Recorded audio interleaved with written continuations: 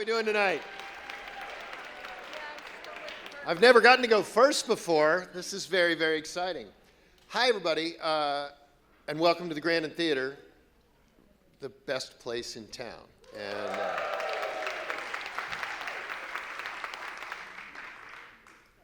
thank you all for coming. Thank you for buying your tickets and supporting this amazing event. My name is Tom Landon. I'm the Director of Educational Innovation at Blue Ridge PBS. Sometimes I have to remember what my own title is. Thank you. I'm so happy to work for Blue Ridge PBS, and as many of you know, it has been a dark time. In the last couple months, we lost about $1 million of funding that had already been promised to us. It wasn't new money, it was money that we were already counting on.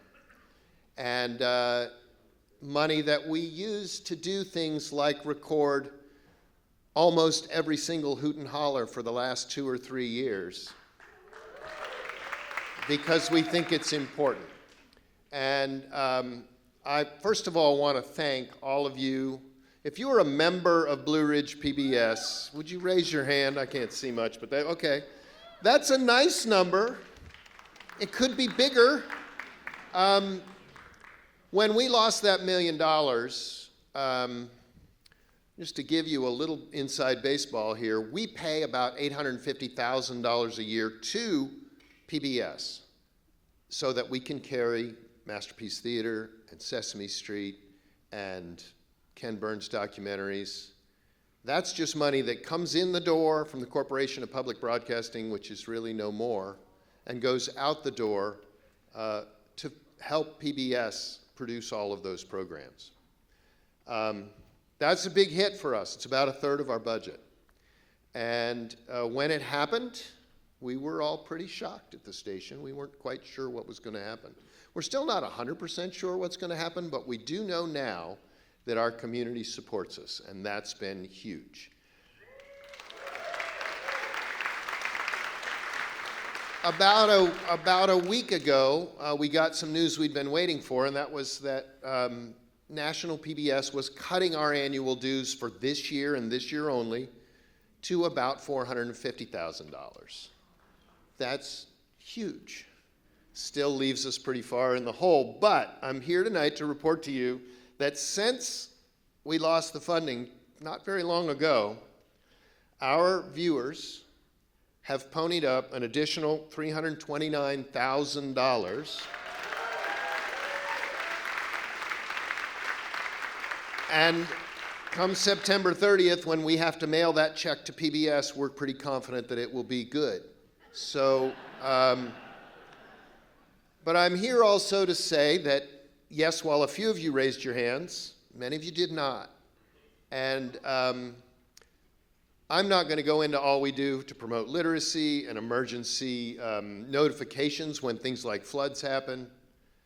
I want to focus just on this, Hoot and Holler, these things that we record because we think they're an important historical record for our community. And to encourage you to join us in the lobby. I'm going to bring out the lovely Elizabeth. Elizabeth is wearing a different shirt. We have both of these shirts in the lobby. You can just purchase a shirt if you like for $25, and you can be a sign of your support for public broadcasting. We have them in many, many sizes. But I would like to encourage you also to consider becoming a member of Blue Ridge PBS. For $60 a year, we'll give you a shirt, and also that's tonight only, by the way, and you will also get access to the Passport account, which allows you to watch a lot of the PBS content on demand. If you're already a member, I might encourage you to think about increasing your donation in this time of special need. For $120 a year, you can be a sustaining member, and of course, we'll let you join for $500 a year, $5,000 a year. I also will say that our corporate support person, Shannon, is also in the lobby with us, and if you would like to sponsor the recordings and broadcast and retention of Hoot and Holler, Shannon will be more than happy to work up a fantastic deal for you to do that. So I'm just here to say, If you are a member, thank you. If you aren't a member, consider becoming one. We have solved some issues that we had last time we did something like this here, in that we now can take your credit card through a square and you don't have to write down the number, which is pretty good in this time of cybersecurity.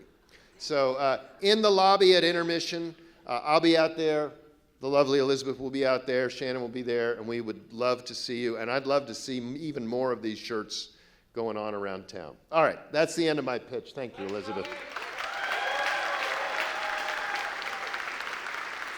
As somebody who has stood on this stage and told stories, I think 5 or 6 times now, I can tell you that you are in for a fantastic treat, and the people who are going to tell their stories are also in for a fantastic treat because the energy that you're going to send back to them.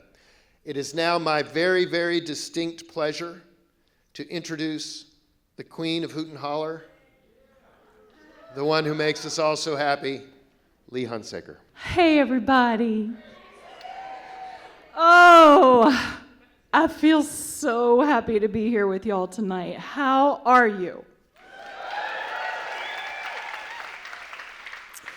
Oh my gosh. Okay, first I always have to ask, who are our first timers, our virgins? Welcome, welcome, welcome. You're here on a perfect night to ease in and then eventually become obsessed. I want to give a huge greeting to our season pass holders. That has been a really cool thing, so thank you all. Give yourselves a round of applause. That is something we're definitely going to offer again next season, so keep an eye out for that. That's been really cool. It includes classic Grandin popcorn and a drink. And guarantees admission so you don't have to fight with people and try to get in this room. So thanks. I also just want to give a quick thank you, of course, to this magical room and this beautiful staff in our home, the Grandin. There's no more perfect place for us to share these stories. It's a storied room.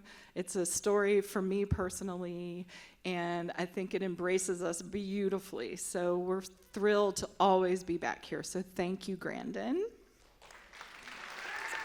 I want to give quick thanks to our groove master up in here, Sam Lunsford / Stimulator Jones.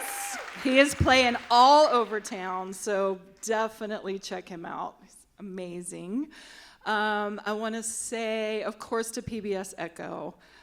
They show up every time, and they do this out of kindness and because they believe in the power of stories. So thank you all for being here always, and we love and need PBS.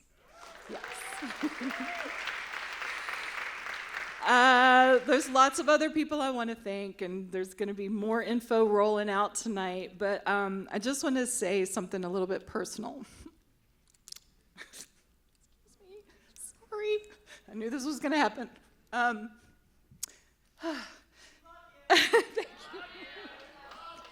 Thank you. I don't have to share this tonight, but because I'm a truth teller, and because all I do is tell people that they need to tell the truth, I just wanted to share a little bit about what's happening with me personally. Some of you know, maybe about 18 years ago, I was diagnosed with breast cancer. And that was a whole situation and a nightmare, but I came out of it and moved back to Roanoke, my hometown, and started this beautiful, beautiful, magical journey of Hoot and Holler. Last week, about 10 days ago, we found out that I had an infection in my breast, in my implant. So I was kind of, whisked to the emergency room, and things got really scary, but we were able to deal with it with antibiotics and whatnot. And so there were many days when I didn't think I was going to be able to be at this show, which was like extra heartbreak for me because this is my medicine.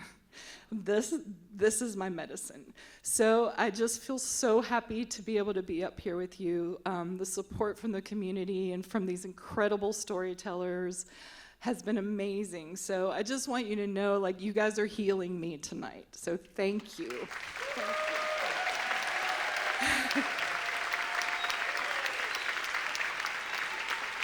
Thank you. Thank you.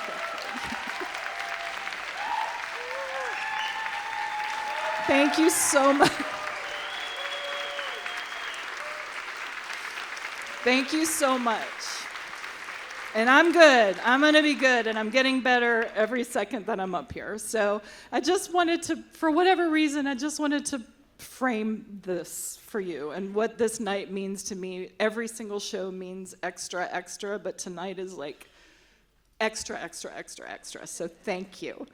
So when I came up with this theme, I knew that it was going to go into some interesting directions. I mean, probably, I imagine, like, if you think about, do you have a story about clothing? At first, it's like, I mean, I have a T-shirt I like, but if you give yourself time to think about it a little deeper, you will start to realize the way we walk through our lives with clothing and what it means, and different symbols and different comfort, and so the stories that came in for this show have been incredible. And so tonight you're going to see such a scope and a depth of story. And yes, on the surface, they're about clothes, but as with all Hoot and Hollers, and really all stories, they go so much deeper. So I'm really excited for y'all to experience this. We have lots of first-timers, and I think you're going to have a great time. So as I say all the time, these are normal people. These are ordinary people doing an extraordinarily brave thing by standing up here. And Hoot and Holler audiences are legendary for the love and the support. So do not hold back with your smiles, with your applause, with your tears maybe, whatever it is. We feel it up here. So let's just infuse this world, our world in here, this sacred space with love, so that we can then move out into the world and share it. Because stories will heal the world. I believe it. I say it all the time, and we're going to prove it tonight.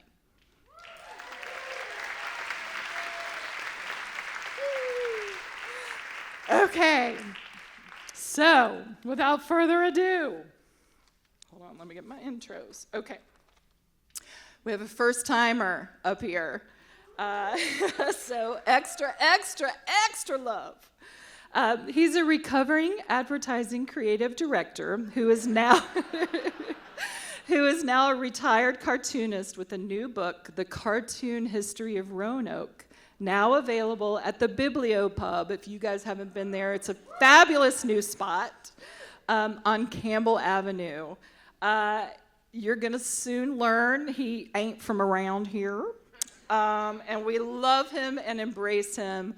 All the leaning in, first-timer Patrick Harrington. Hello. So I'm going to tell a story about the most important clothes that I ever owned were stolen from me over 40 years ago. Now, a small bit about my background. I grew up very well off in Boston. So yes, the first Hoot and Holler story in Southwest Virginia is from a Yankee. But more importantly, I'm a very particular subspecies of Yankee known as Northern Preppy. In fact, for the first 20 years of my life, most of my clothes were actually bought from a place called the Prep Shop in Cambridge, Massachusetts, which was actually right next to Harvard Yard, where we in fact parked our car. And both of my parents went to Harvard. And I'll stop doing JFK. So sure enough, but just to give you an example of how formal my life was from the beginning, you'll see here, my father actually wore a bow tie, a pocket watch vest, and a handkerchief every day that he went to work. And then he looked even better on the days that he argued in front of the Supreme Court.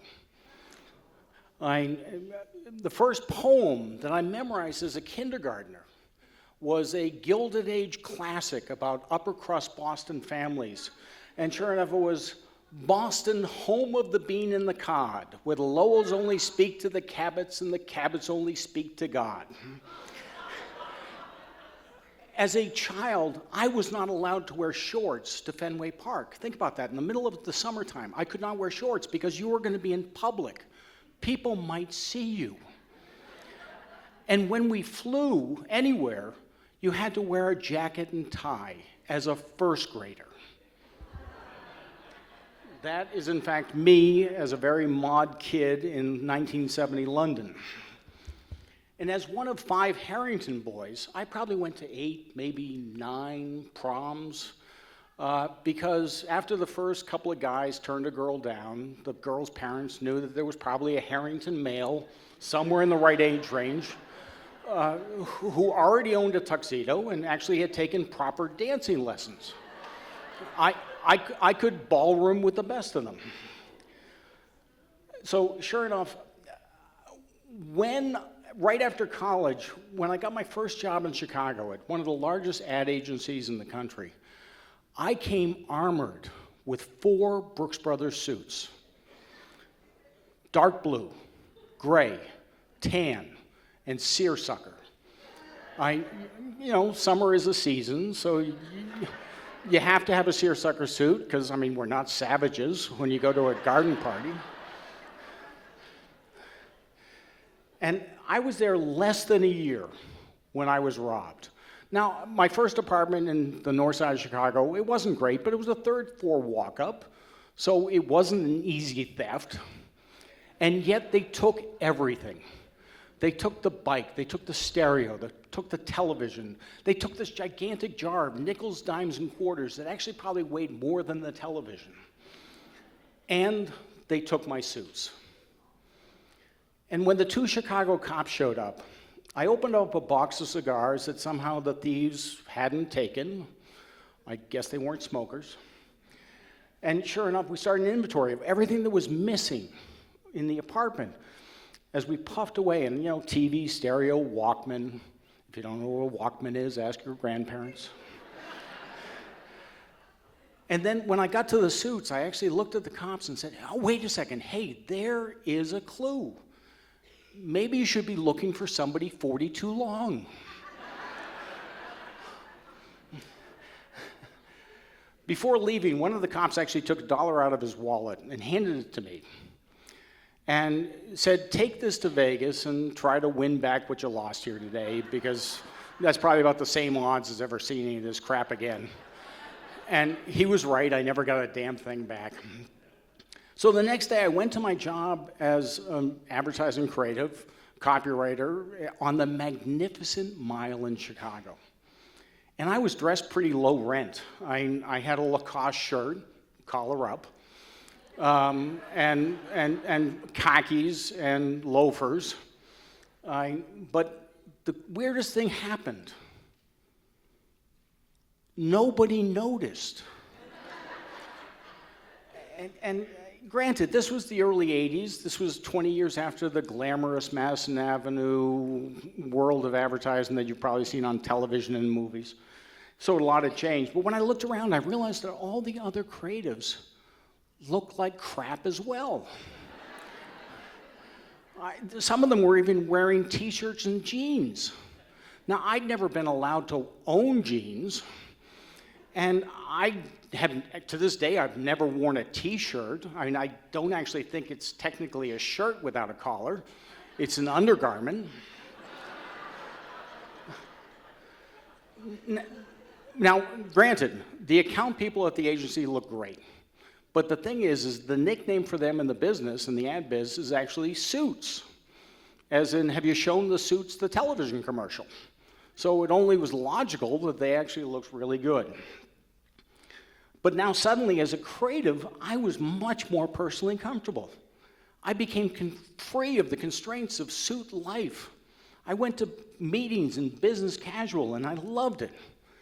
And since I never asked my parents for a dime, I knew I couldn't afford a new Brooks Brothers suit, let alone a closet of them on my salary. So I lied to my parents. I never told them about the robbery. I bought myself a nice secondhand blue blazer jacket like the one I'm sitting on. And whenever I had to go back to Boston, my mother would greet me and ask, where's the suit for the wedding or the baptism or whatever it was. I'd say, I'm sorry. I had to pack light, so a blue blazer and khakis is the best you're going to get. And she would glare at me with her death stare. And my grandmother would actually probably say something mean like, oh, are you from the white trash side of the Harrington family? And the funny thing is her last name, my middle name is White because her last name is White. So technically I could have come from the white trash side of the White family.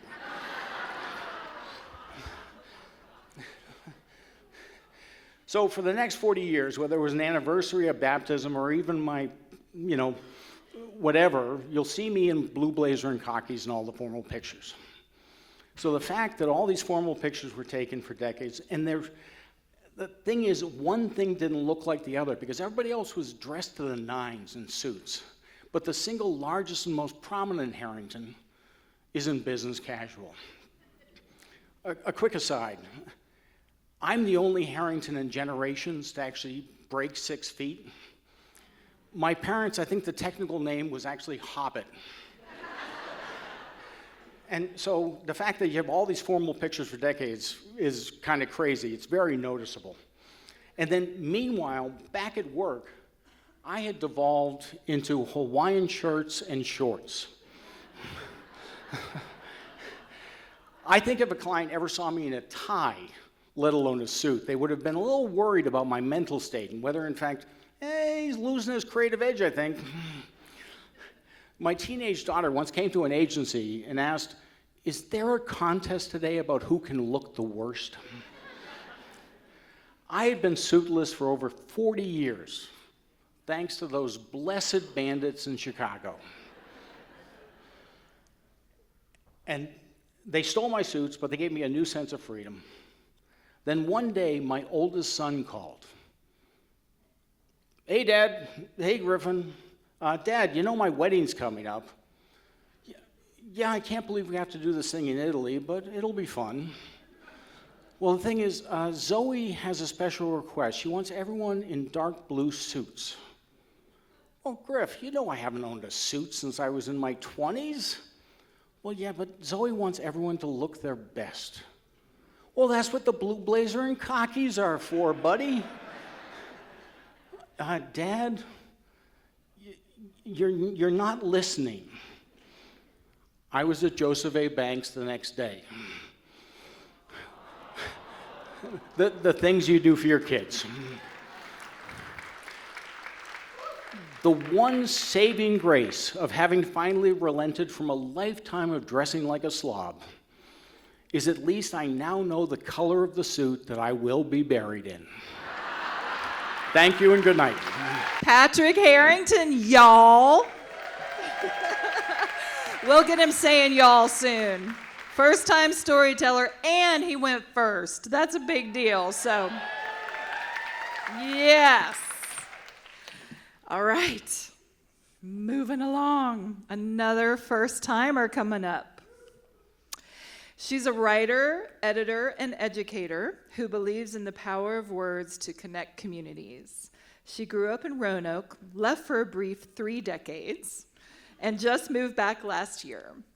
She's thrilled to return to the comforts of home, including the mountains she's missed for years, and has loved jumping into the literary, theater, and arts with old friends, some of whom are here tonight. And amazing new peeps she's met since returning, some of whom are here tonight. She's wrapping up a memoir, improving the heck out of Thursday nights, and beyond thrilled to be here tonight.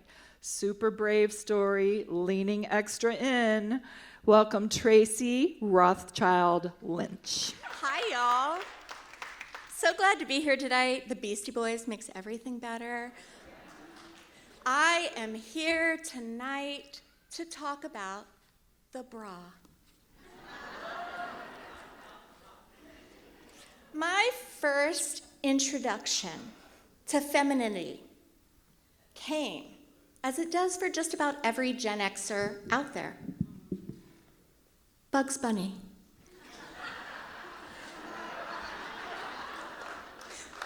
Ever since I saw Bugs first don a pink, frilly, feathery little number, I knew that I was interested in that. Ever since I saw him transfix a rugged huntsman, like Elmer Fudd, I was fascinated. Bras had some sort of mysterious power, some sort of feminine allure I wanted to get my hands on. So my first bra started with my father. My father. Telling me that it was time for me to get one. I was confused. I mean, I was 11, so I didn't feel like a woman, so what would this all be about? Now, many of you here tonight know the firm rules of wear that dictated the 80s and 90s, right? Don't let your straps show. What are you, a hussy? A white t-shirt or any kind of white garment deserved and mandated a flesh-colored bra. What are you, a hussy? I also had unspoken rules throughout my teenage years. Yes, random boys were allowed to walk up to you in the hallway, some of whom you didn't even know, snap your bra strap as hard as they could, and that was totally fine. It was a little trick. There was overt messaging everywhere. Fast Times at Ridgemont High, magazine racks, teenage chatter. It all said one thing. Boys loved bras and wanted them off. As I got older, bras evolved, of course, as they do. The push-up bra, arguably the greatest invention since Gutenberg's printing press, was an absolute miracle for overly body-conscious A-cuppers like me. Black lacy bras meant I was getting older, leaving Roanoke and discovering Victoria's Secret and my own sensuality. Then I got even older. The most hideous of creations, the nursing bra, sure did serve its utilitarian purposes with snaps and latches galore, but still there's something so sweet. I remember my two daughters looking up at me, grabbing the straps as they slurped, and my heart melted. Hey, y'all, bra wearers in the audience. Let's talk about the moment of bliss at the end of a day.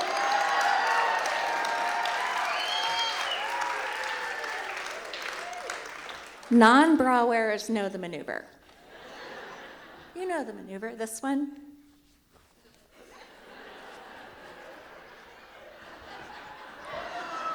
Right? Yeah. We could just let our breasts and our bodies be. So, as you can see, in these ways and many, many more, bras snapped and strapped, they dug their wires and they loosened their cups all around my identity. That's what I knew. That's who I was. I was womanly. It meant I was feminine. And then, now seems to be the opportune time to talk about the time I gave up the bra. Straight. Poof. Gone. In May 2009, I found a hard BB-sized lump under my left armpit, and then another.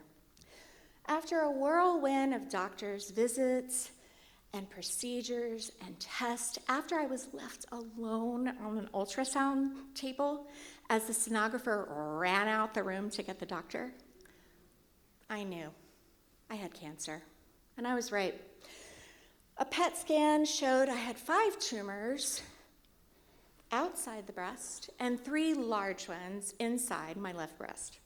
They were so deep, so close to the chest wall, that they had eluded all of my self-exams.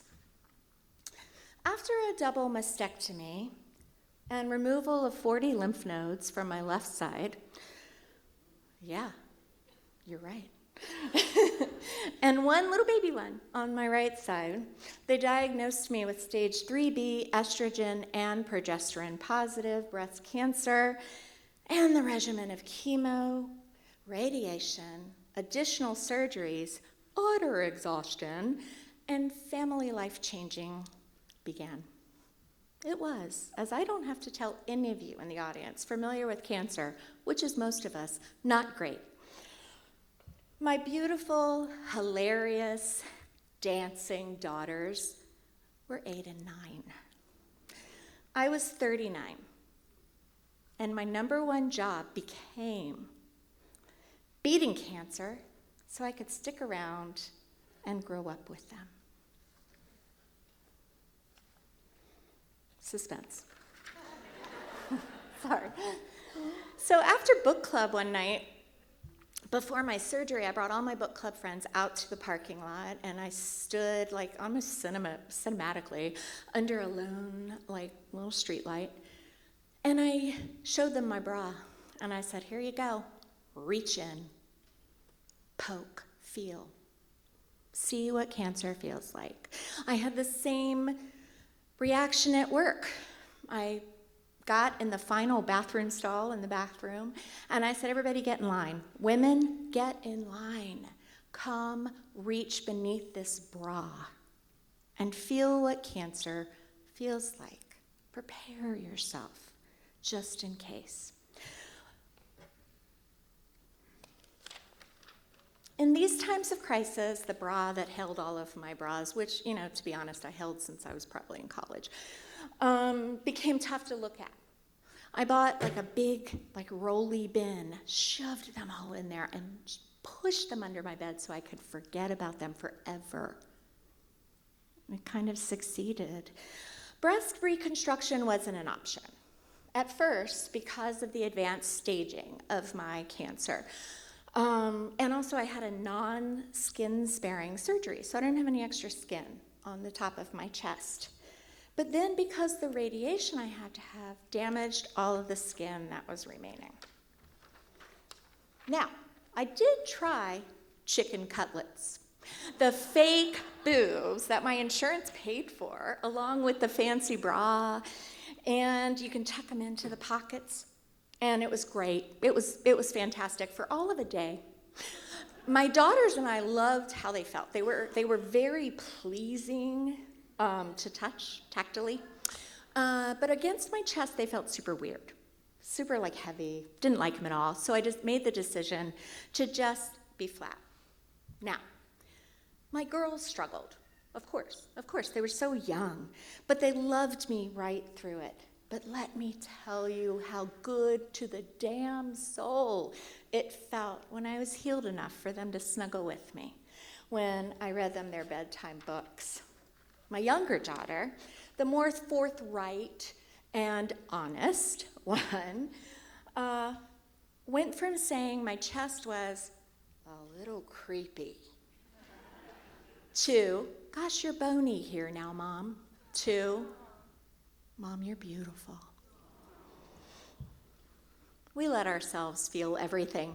And both girls are young women now who are doing pretty well, if I do say so myself, despite carrying residual fear. They still try to hide from me. So a grade A extrovert, that's me, I'm here tonight with all of you lovely folks to get to the point of what I really want to talk about. And that is this, femininity. When I woke up from a year of treatment, when I learned how to manage life around me, and healed from scars both physical and mental, I found a new me looking back in the mirror. No more curves, no more bras. The non-bra, non-breast me, turns out, was a lot of ways an entirely new woman. I like her most of the time. Yet, there is still a feeling, a steady, quiet, doubting, fearing, wondering, that plagues me still, even though now it whispers more than it used to scream. Without needing a bra, am I feminine? Yes. Thank you.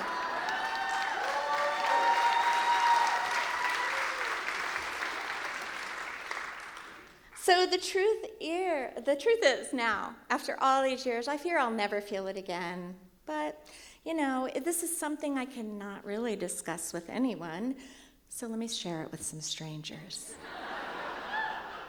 Will I, a newly separated middle-aged woman, ever find anyone who finds my lack of a bra sensual, my scars sexy? God, I need y'all to tag around with me all the time.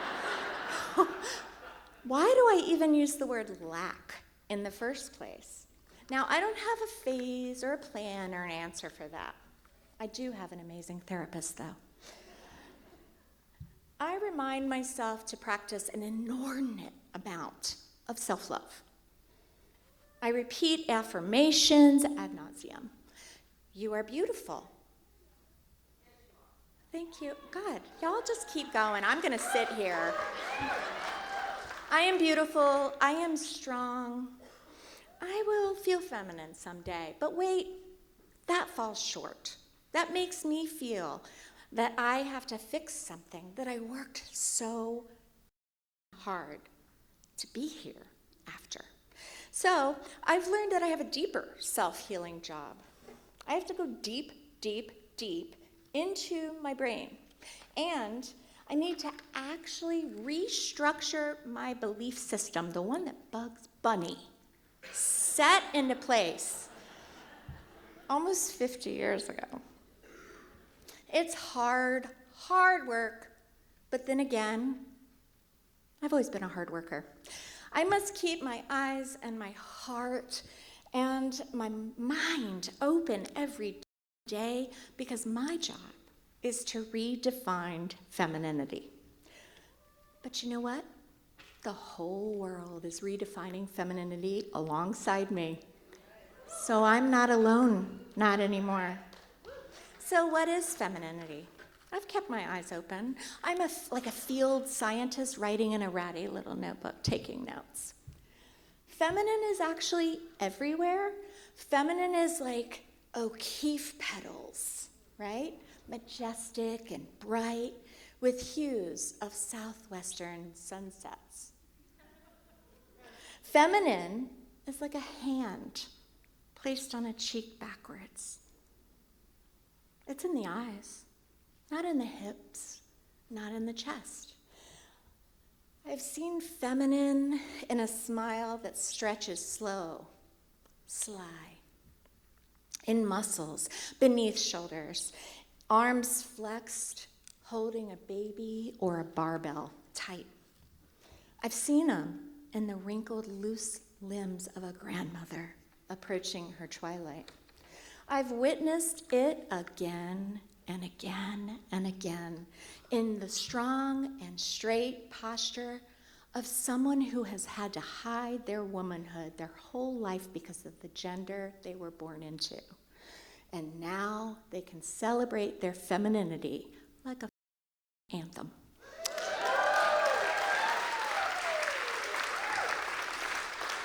I've felt it in a long embrace with an extra squeeze at the end. I've heard it in laughs too girly to come from a woman and too deep to come from a girl.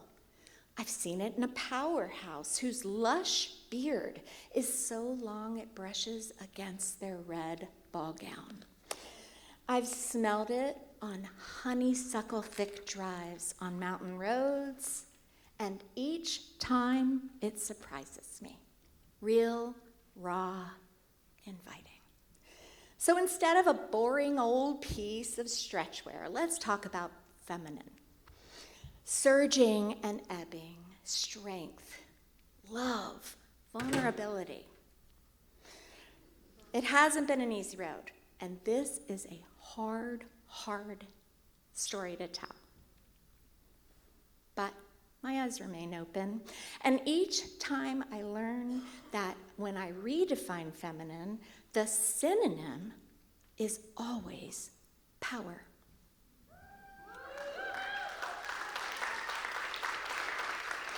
Feminine can create entire movements. It can lift strangers up into song. It can carry masses into rightness.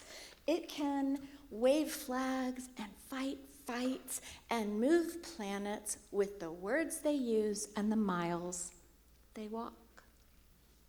Feminine. Feminine. Feminine. Like me. Yeah, right? Yeah. Beautiful job. Beautiful job. Okay, here we go. All right, now we're switching gears. She's a West Coast native with an Appalachian spirit. She's promised to give us a memoir someday outlining her bizarre and fantastical life, and I am waiting. Here is a little sneak peek. Lean in extra, I believe, second-time storyteller, Anastasia Giffin. Hello, hello. As a kid, growing up Greek meant three things. A big community, a deeply long and boring church service, and hair. So much hair. If I wasn't passing the time counting all the stained glass panels, I was looking down the pew at my papu, and he had what my uncle referred to as hamburger meat. This situation.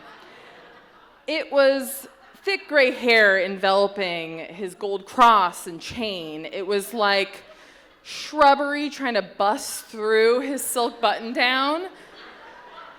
Imagine like a Grey Garden situation.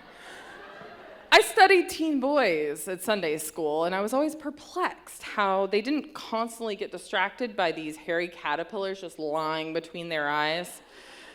I was curious why the Pastor John would constantly wince and then adjust his watch, but I think it was all the woolly hairs getting caught in those links. So, in my Greek dance troupe, we wore these elastic at the bottom white shirts, and they'd creep up like 10 seconds into our first round of like sirtaki. And I was very much conscious of my own, but I was drawn to the dark lines connecting these polyester garments on the other gals. And they were voracious black hairs racing down from their belly button under the most uncomfortable brown skirt ever worn by anybody. The choir ladies who served coffee and cumbabeyetas after service had cascading locks. And when the light hit them just right, they glistened like little strands of fishing line hanging from their chins. Even my beloved dad, who is only Greek by association, couldn't escape it. His shirts never laid quite flat because of the woolly, beautiful fleece nest adorning his back. This hair was so loyal. Even after laser treatments, it kept coming back thicker than before. It somehow knew it belonged.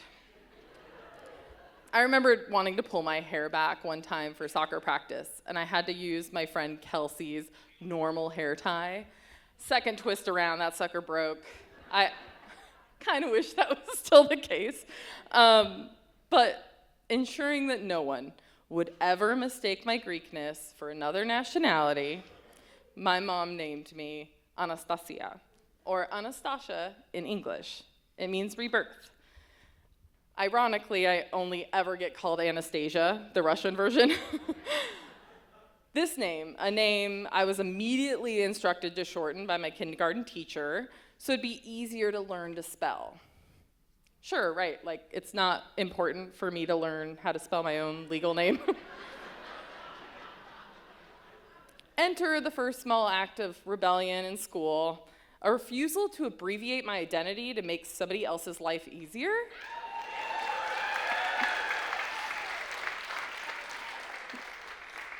But y'all know, it's got 4 A's in it and adults, so I'll be called Stasha or Stasia, but won't people think it's Stasha or Sasha or Tasha or Tasia or Stasia, maybe even Asia?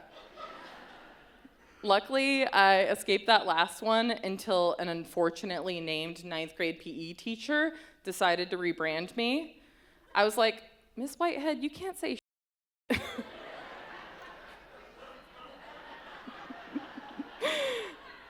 Unbeknownst to me, all these small misfires were charming sweet nothings compared what was in store for my furry little self. During the summer before 3rd grade, my family moved from San Diego to Vegas. It was all where my family lived. Halfway through the year at my new school, and my peers had not yet given me a nickname. And according to every Disney and Nickelodeon show in the 90s, this is the only way to know you were truly accepted. So, fresh off a winter break, I'm really feeling myself.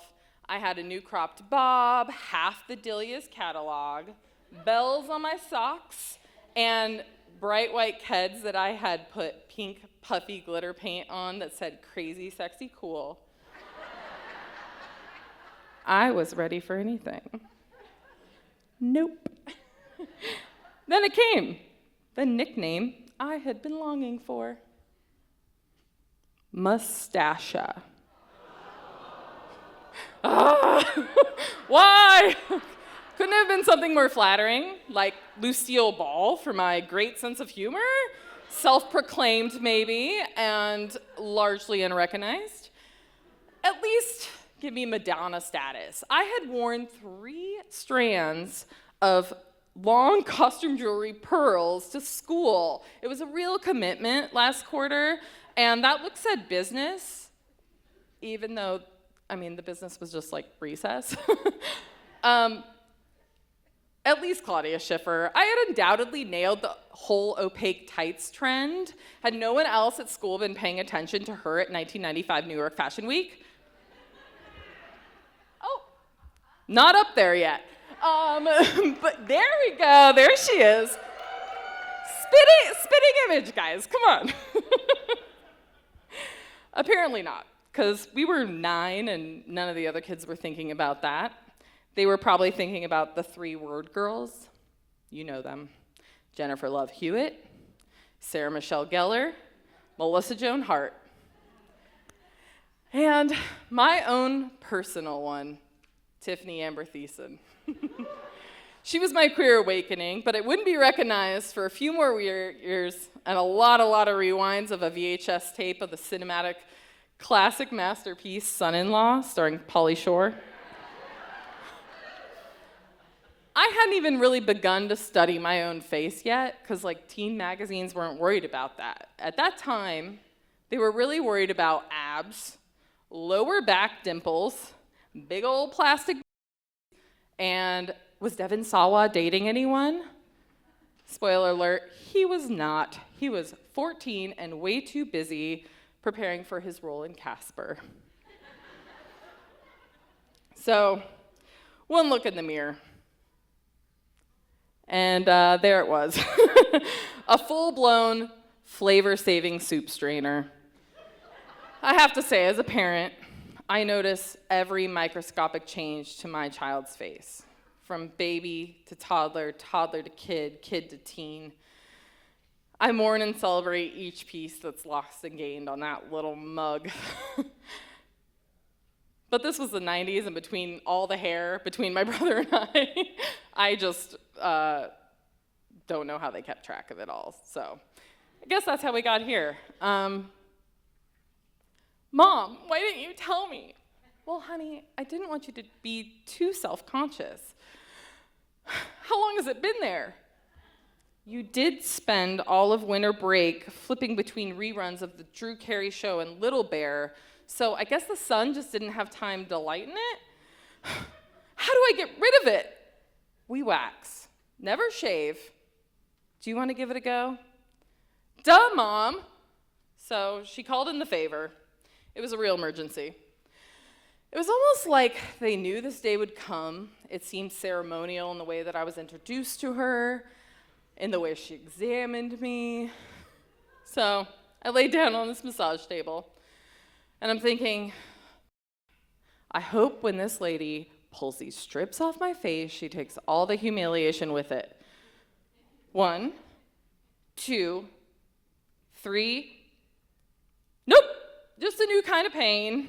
And there's something to be said about Balkan women's open criticism of adolescent girls, because this broad had the audacity to tell me, we do eyebrow next.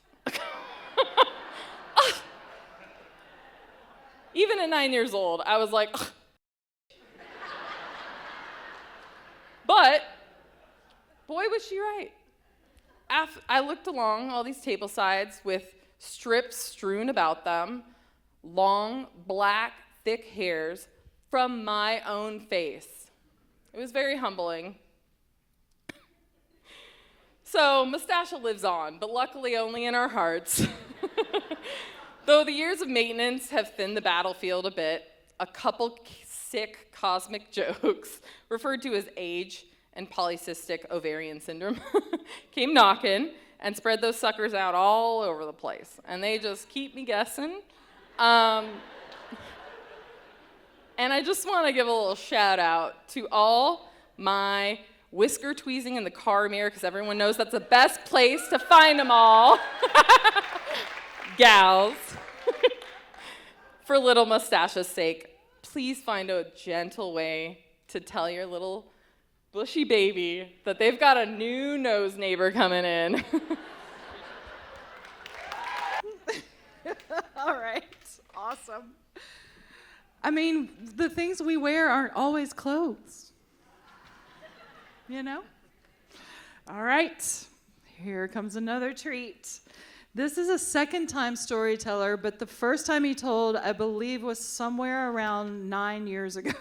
So I'm thrilled to have him back. He's a Roanoke native. He spent decades in higher education, teaching writing, literature, and film at most of the colleges within an hour from here. He now works in marketing for 5 Points Creative. He is honored to be performing at the Grandin Theatre, his favorite spot on the planet.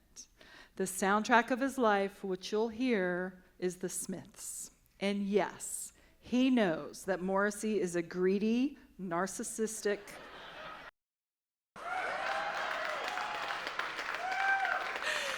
hate the crooner, love the croon. Lean in for this gorgeous story, Mr. Brent Stevens. And I just found out I have hamburger meat, so there we go. Chapter 1. I wear black on the outside because black is how I feel on the inside.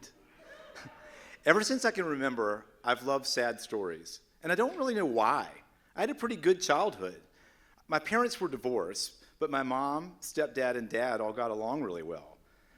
Once a month, I'd spend a weekend with my dad at my grandmother's house. The main thing I remember is the food. Grandmother would spoil us rotten with her cooking. Homemade fudge, these great hamburgers made with some sort of Lipton's onion mix, and tea that she would boil the sugar in. That's important, right, Southerners? You got to boil the sugar in. My dad's favorite was spaghetti sauce sandwiches made with my grandmother's sauce.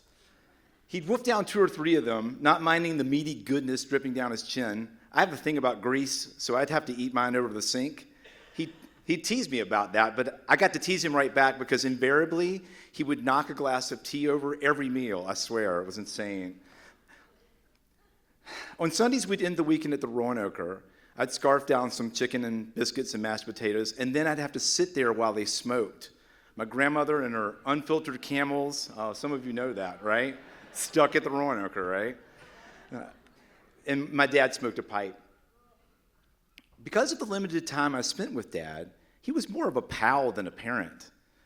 He never really did the heavy lifting of bedtimes and homework. And he was cool. He'd done some modeling. He played college basketball.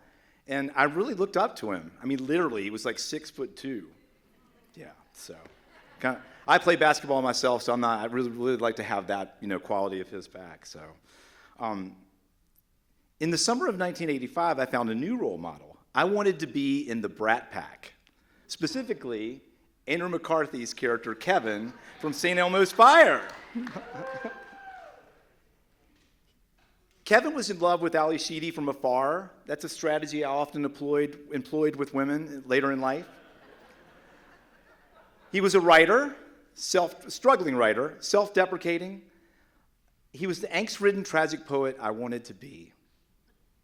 And then in April of my senior year in high school, I found myself at the center of a real sad story. Chapter 2.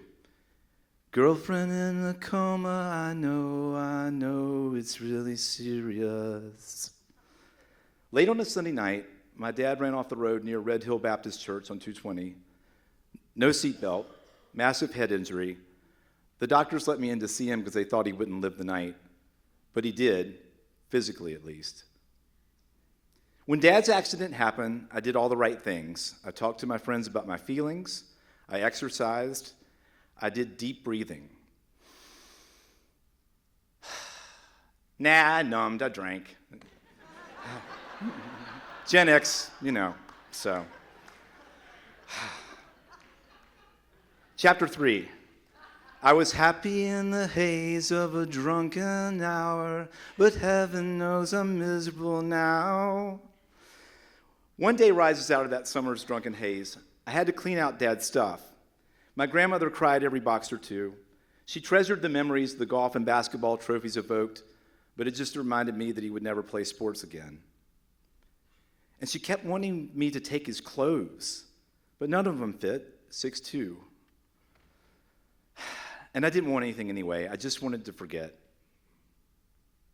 And then I opened a wardrobe box, and there it was. Pretty much Kevin's coat from St. Elmo's Fire. I drank in the smell of the cherry pipe tobacco and his aftershave. It was stained and frayed, but those details didn't matter. I didn't see them. I put it on.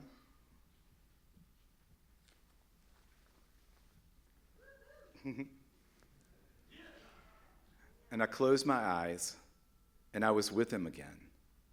Staying up late, watching Saturday Night Live, eating Texas Tavern chili.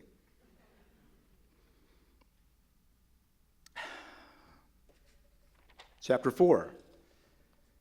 Take me out tonight, 'cause I want to see people who are young and alive. That fall, I went to Dad's alma mater, UNC Chapel Hill. Dad was nearby in an injury hospital in Durham. On Saturdays, I'd sit by his bed, holding his hand, making small talk. I didn't know if he heard or not knowing what to do. Fridays were mapped out. I had a plan. I'd scrounge alcohol from older kids, get drunk watching Miami Vice in the Commons room, and then I'd head out to Franklin Street to practice being the wounded poet I knew I was destined to be. I was a theater kid, so I knew I had the right costume, right? And I had props. A flask full of scotch, clove cigarettes, and my trusty Walkman loaded with The Smiths, The Cure, and various John Hughes soundtracks. I'd usually end up at this place called Time Out. It was open all night, and I would get this concoction called the Bucket of Bones. Is anyone else familiar with this? Okay. Basically, it's just you would take it's what was left when they would take the chicken breast and rip it off to make biscuits, and you got like 12 of them in a basket. They were delicious at 2 a.m. At 9 o'clock, though, in the morning, Morrissey was right. Meat is murder. Now, here's the thing. I thought this vibe made me attractive. I mean, it makes sense, right? The Scotch breath, the melange of clove smoke and chicken grease, the ratty coat. It's getting hot in here, right? But in my mind, I was Kevin, and someone would rescue me. Eventually, I would find my Ally Sheedy. Chapter 5. Come out and find the one that you love and who loves you. Dad lingered in that twilight state for 9 years. Meanwhile, I found friends, went to grad school, met the love of my life. Hi, Jill. I was happier. And then a miracle happened. Dad died quietly and painlessly. The timing was good. Jill and I were moving to Pennsylvania, and I didn't know how I was going to navigate the distance. But even after he was gone, I found new burdens, finishing my dissertation, a career that often didn't feel right, struggling with the stress of kids. It was like Dad was a phantom limb, and I still needed to feel the pain. Jill would often say I had an uncanny ability to see only the shit in my life and ignore the blessings. She was right. In recent years, though, something wonderful has happened. Something's finally shifted. I've stopped dwelling on the darkness. Sometimes I even find myself being optimistic. Chapter 6. There is a light that never goes out. I could go back in time. I'd tell that lost kid in the trench coat, get help. Don't blame yourself. Look at the beauty all around you. And maybe I'd tell him, ditch that coat. You don't need it. But the truth is I did. That coat was my cry for help, my way of keeping Dad alive, my armor, my disguise, my blanket, my hope. That coat was me. When I think about those days on Franklin Street, the Smiths song that most resonates is this one. Please, please, please, let me get what I want this time. And the thing is I have. Got 3 great kids, 2 bratty but sweet dogs, a new job that I love, thanks Bruce, and I married my best friend. And tonight, I'm standing here in front of you wonderful people in the Grandin Theatre.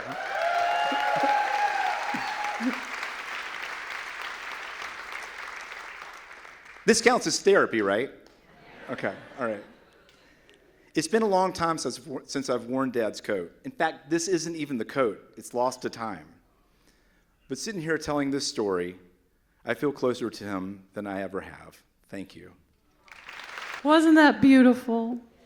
Oh, okay. We have one more story, and then we have intermission. And then we have more brilliance coming to you. So here we go.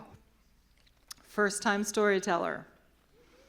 She's a physician, faculty, small business owner who grew up on the island of Puerto Rico before moving to Orlando as a teenager and later to Southwest Virginia.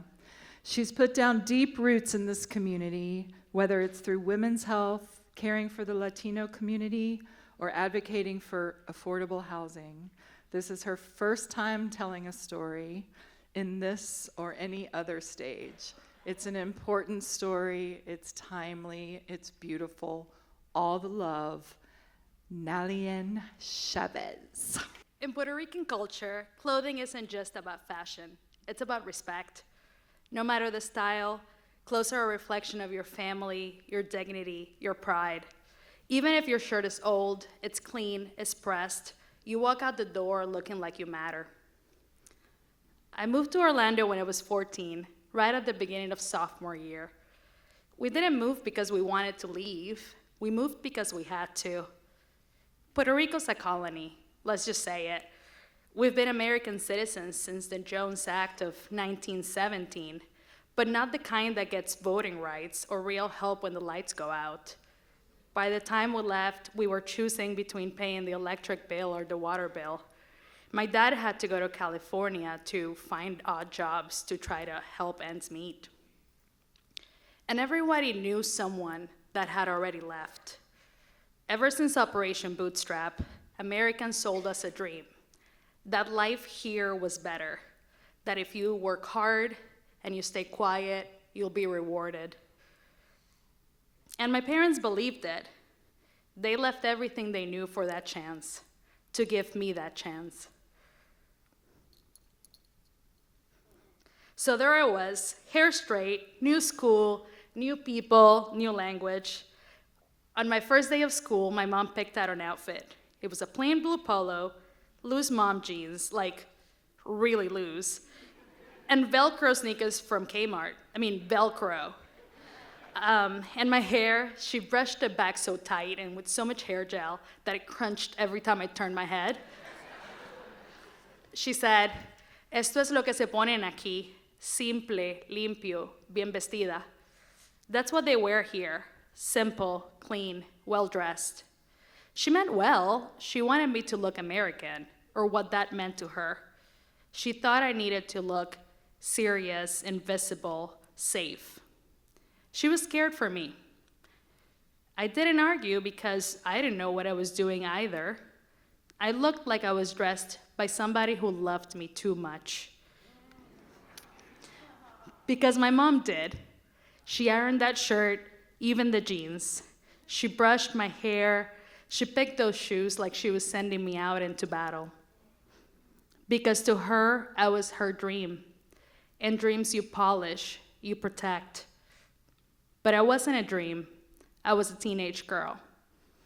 And that day, I learned something. Hair talks and clothes talk louder. And mine were saying, "I'm not from here. My mom dressed me. I don't know the code." What I didn't realize is that to her, these weren't just clothes.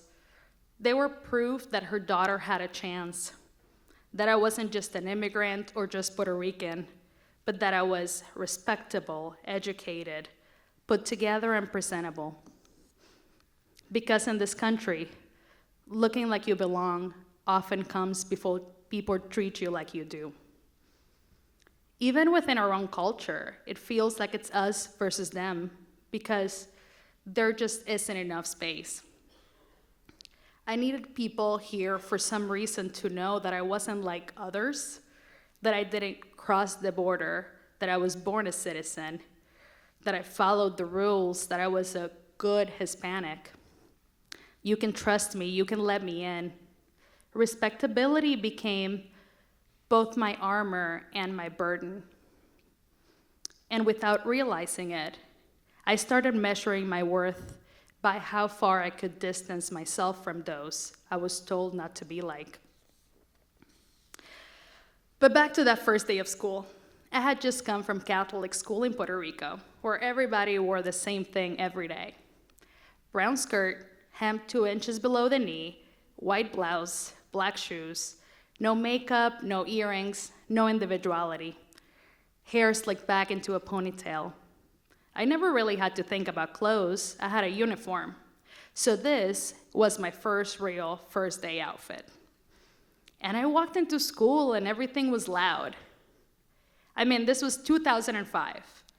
Paris Hilton, Lindsay Lohan, the era of MySpace, juicy couture tracks with all the rhinestones across the butt, layered tops, the girls had perfect eyeliner, low-rise ripped jeans, Hollister bags, and in Florida, it was jean miniskirts with Ugg boots for some reason.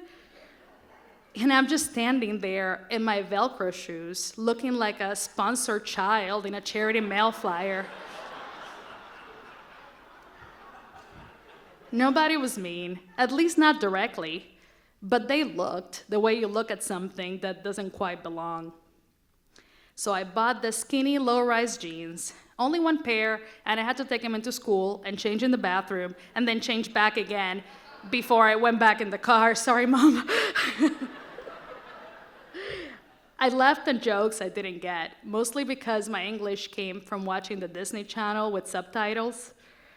I muted my voice. my volume, everything. I learned to say carrot like carrot and not carrot. And little by little, it worked. I stopped getting stares. I stopped being the new girl, and I learned how to pass. I used to think that that was success, that I was living the dream. But now I see that I wasn't living mine. I was trying to deserve hers. Then I moved to Southwest Virginia. New job, new colleagues, and a white American husband.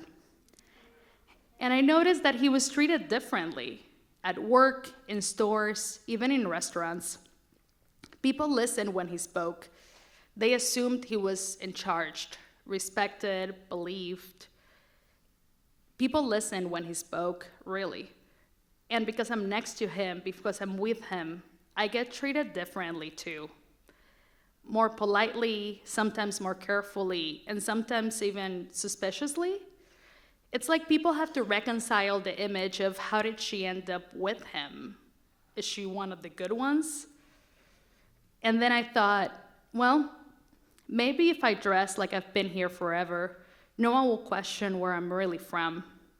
Maybe if I look like the women they already trust, I'd be treated like I belong.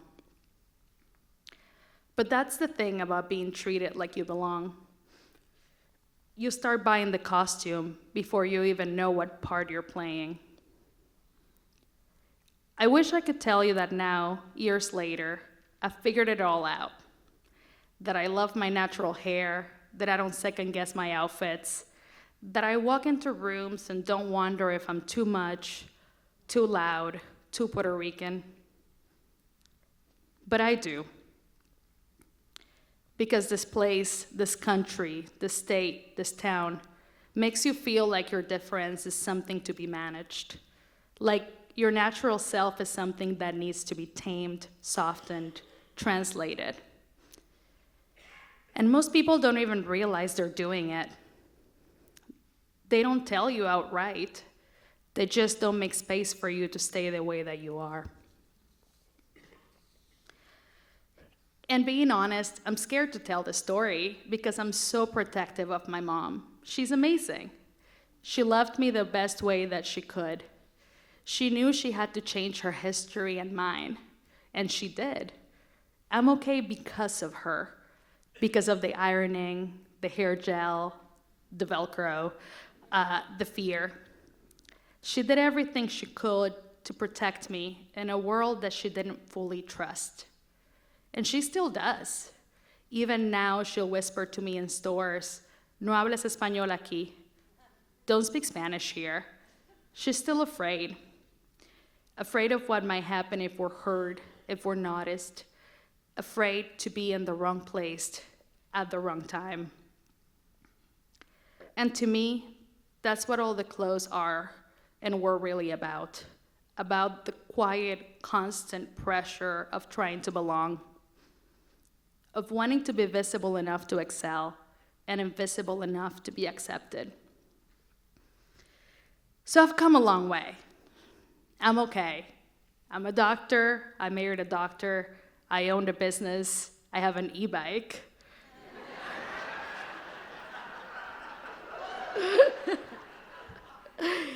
I bought my dad a car. I bought my parents a house.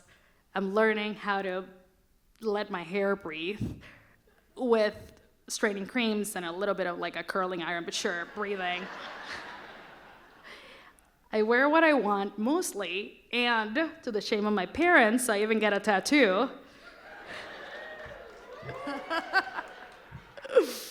But it's just also exhausting because becoming who I am shouldn't feel like a rebellion. It should just feel normal. But it still feels like I'm fighting for a space that should already be mine. So if you're wondering what it's like to live in a body like mine, with hair like mine, and a voice that sometimes forgets to tone it down, it's this. You grow, you learn, you try, but you also have to keep fighting the little voices inside you and around you that still say, You're too much. You don't belong. You're not quite right. And every day you have to decide to answer back, I do. And say it louder. Wait, I'm not done yet, sorry. And when I say I am my mother's American dream, what I mean is that I carry her love, her worry, her efforts, but I'm also trying to dream for myself now. And that dream is no longer about disappearing into whiteness. It's about showing up with my voice strong, brown, bright, and whole, even if the room isn't ready. So, if I walk into a room looking like I'm too much, that's because I am.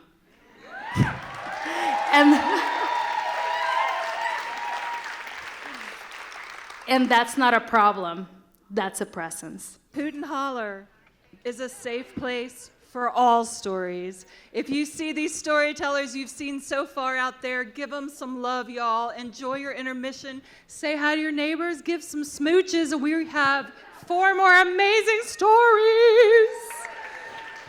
Thank you. Here's a little satellite bar here, too. Love it. Enjoy your few minutes and come on back. All right, all right, all right. How's everybody doing? Great first set. Put your hands together for our first 5 storytellers. Thank you very much. And it is my honor and privilege to please welcome back to the stage Miss Lee Hunsaker.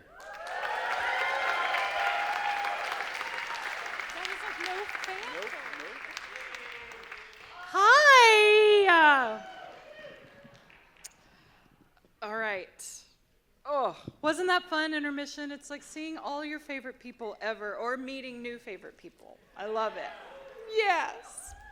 Okay, before we go into our next story, I want to have a couple announcements. Y'all are privy to some VIP info right now, which is that we want to announce our next show. And every time we do this, it's really fun because we haven't put them on sale to the public yet, but they are on sale tonight, and y'all will have insider scoop. We are doing our annual, we've been doing this, I think, 8-9 years now, and it's always an awesome show. True ghost stories. And there it is. The theme is haunted.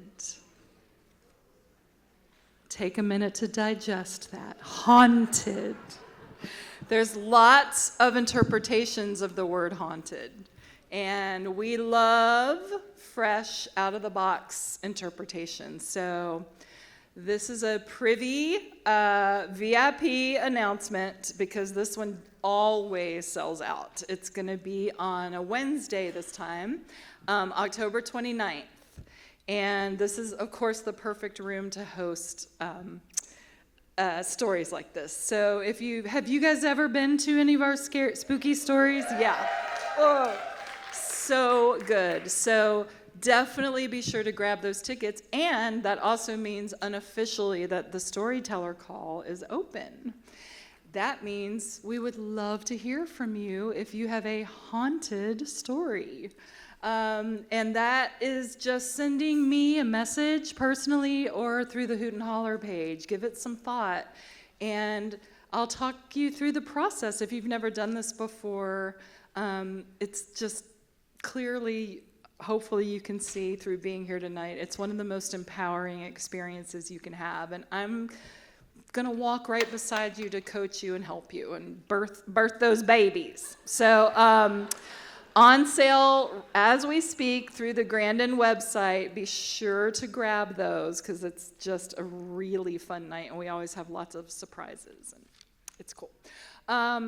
The other show I want to announce in case you're going to be there is Bristol Rhythm and Roots.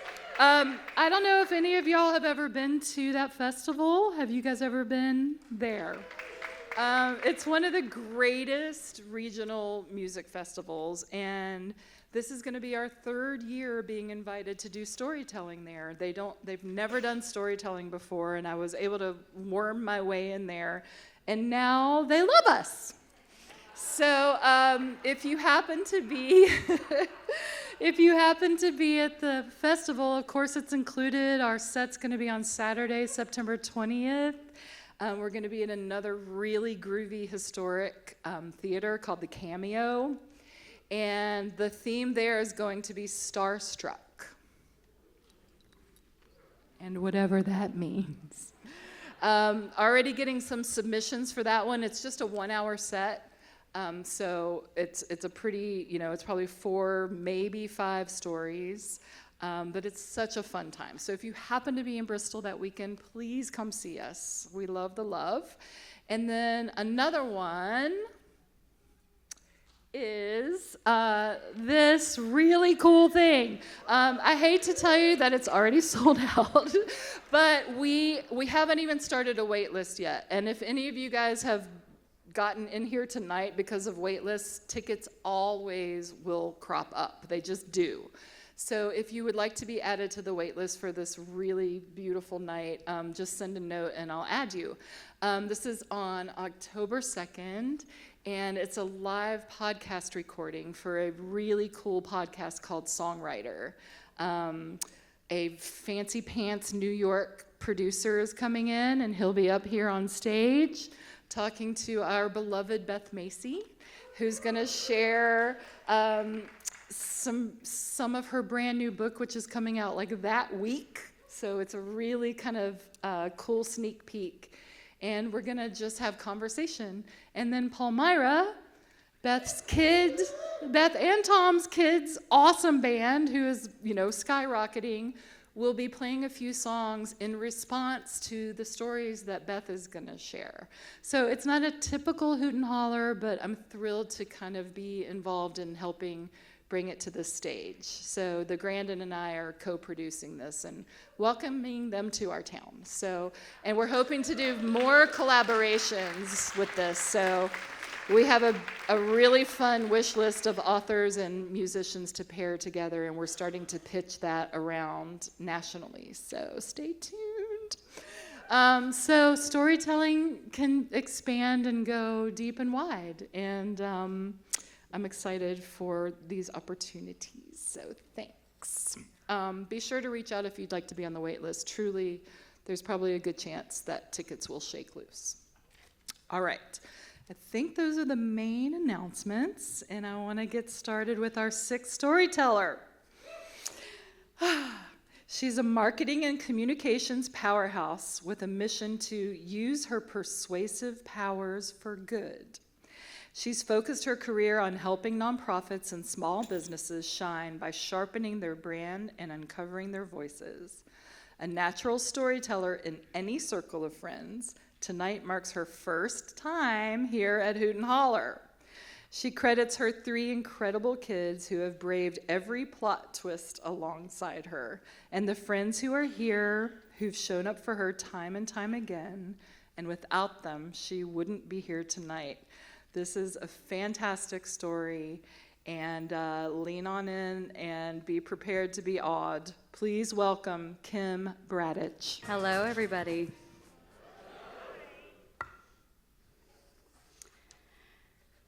Let's do this.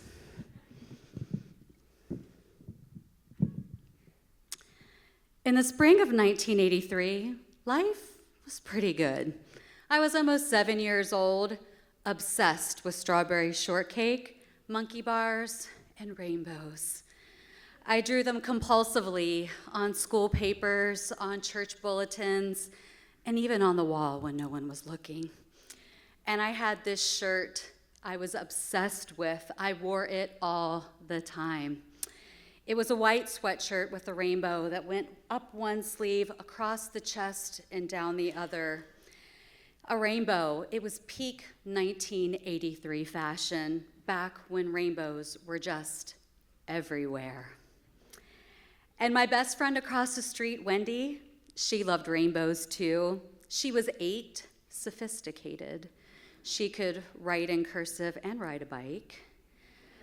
And she had many, many older siblings: Candy, Vicky, Holly, Ricky, and Terry, and Gary.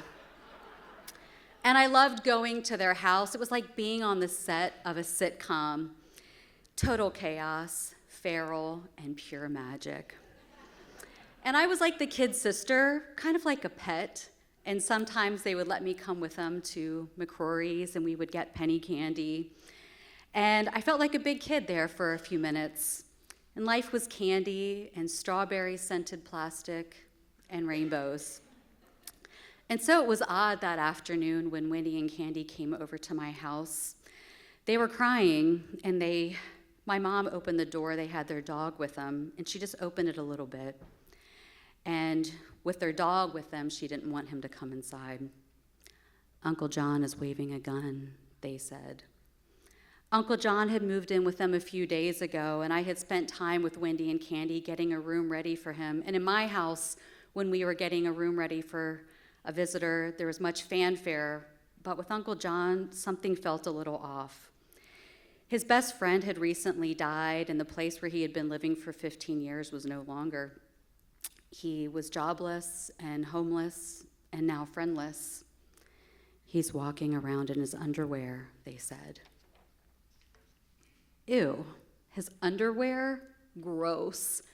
I don't know if you remember, but underwear when you're 6 years old is the absolute most disgusting thing you can ever imagine. It is the ultimate in embarrassment, especially seeing a middle-aged man in his underwear, thinning hair, and undoubtedly they were tighty whities. It probably drooped a bit in the back.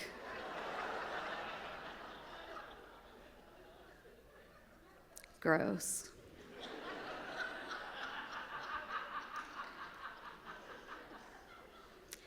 He was in his underwear and waving a gun around the house, and I knew it was serious because my mom, who again was not fond of dogs, let the girls and the dog in the house.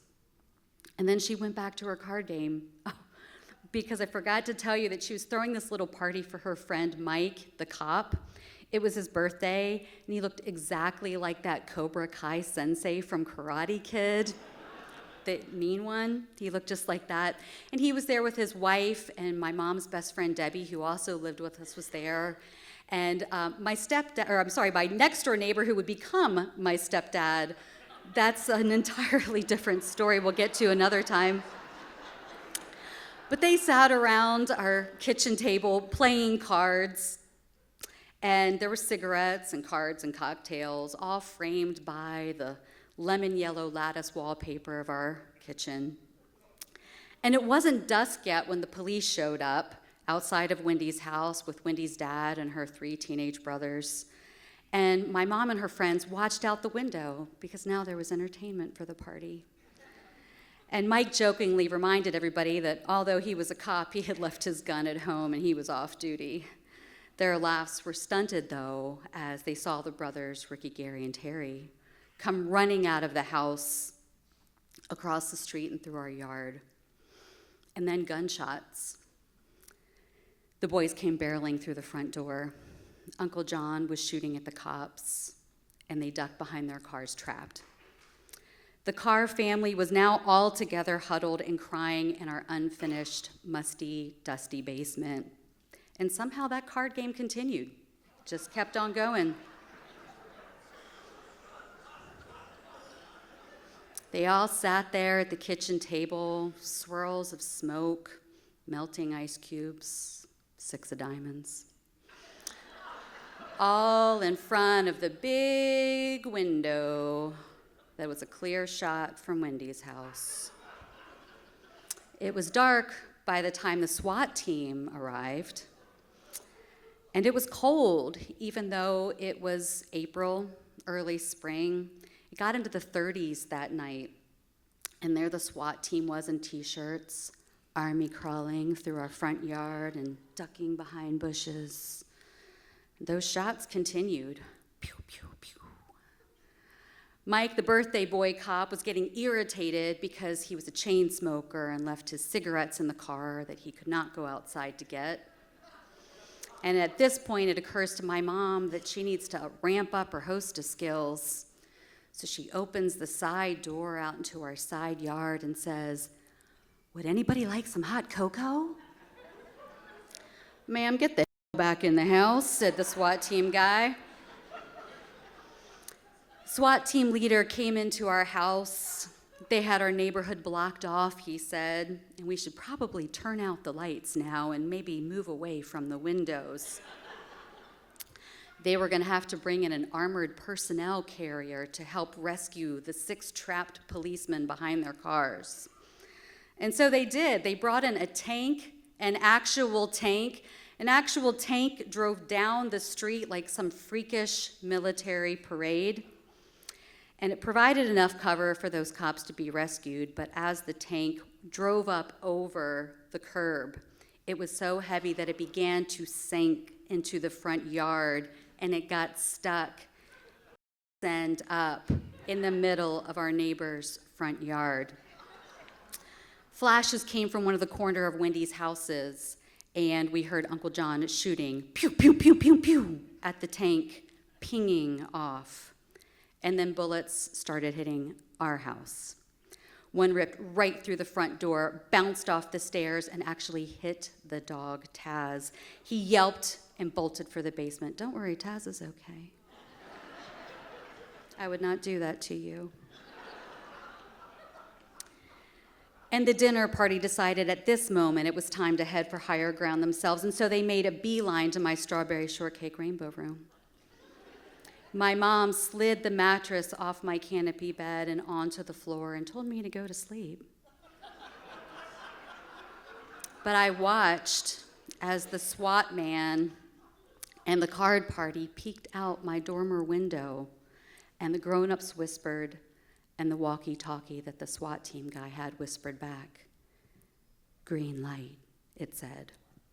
It was like a game we played at recess. They threw tear gas into the house, hoping to get Uncle John out, but he did not come. In fact, he fired back. A bullet hit the frame right outside my window, and another one came in through the roof. As the night went on, Uncle John's fires slowed, and then they ceased. They heard a few shots in the house. Was he hurt? Was he out of ammo? Was he asleep? It wasn't quite dusk yet when the SWAT team began to move in, creeping ever so much closely to the house. They had him surrounded. And at daylight, Uncle John walked out. He just walked out of the house, hands up, surrendering, fully clothed, thankfully. Like nothing had happened. And it wasn't much longer after his surrender that the news trucks started showing up. The phone wouldn't stop ringing, and there were people crawling all outside our door trying to get the story. My mom didn't want to talk to the news team, but I did.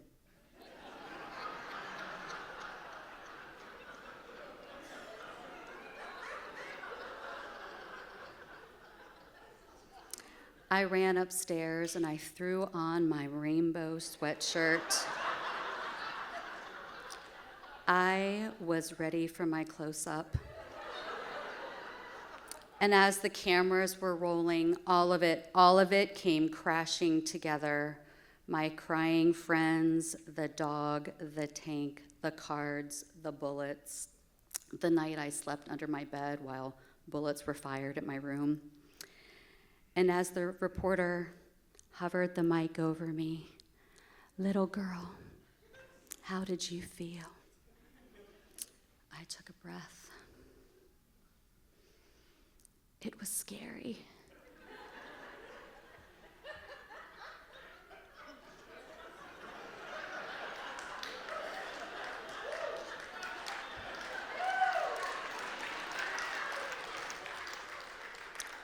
That was it.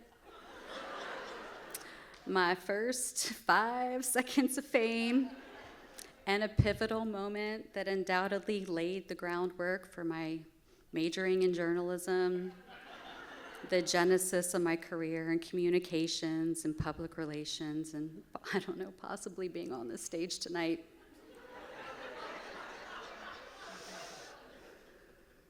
News reports would confirm that more than 300 rounds were exchanged.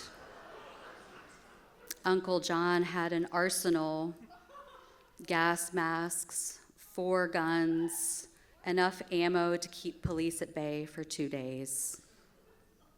Nobody knows why he had all of this. And after that initial media blitz, being recognized by my peers at school for my television debut, we never talked about it again. And Wendy's family never talked about it either. But I've told this story for years.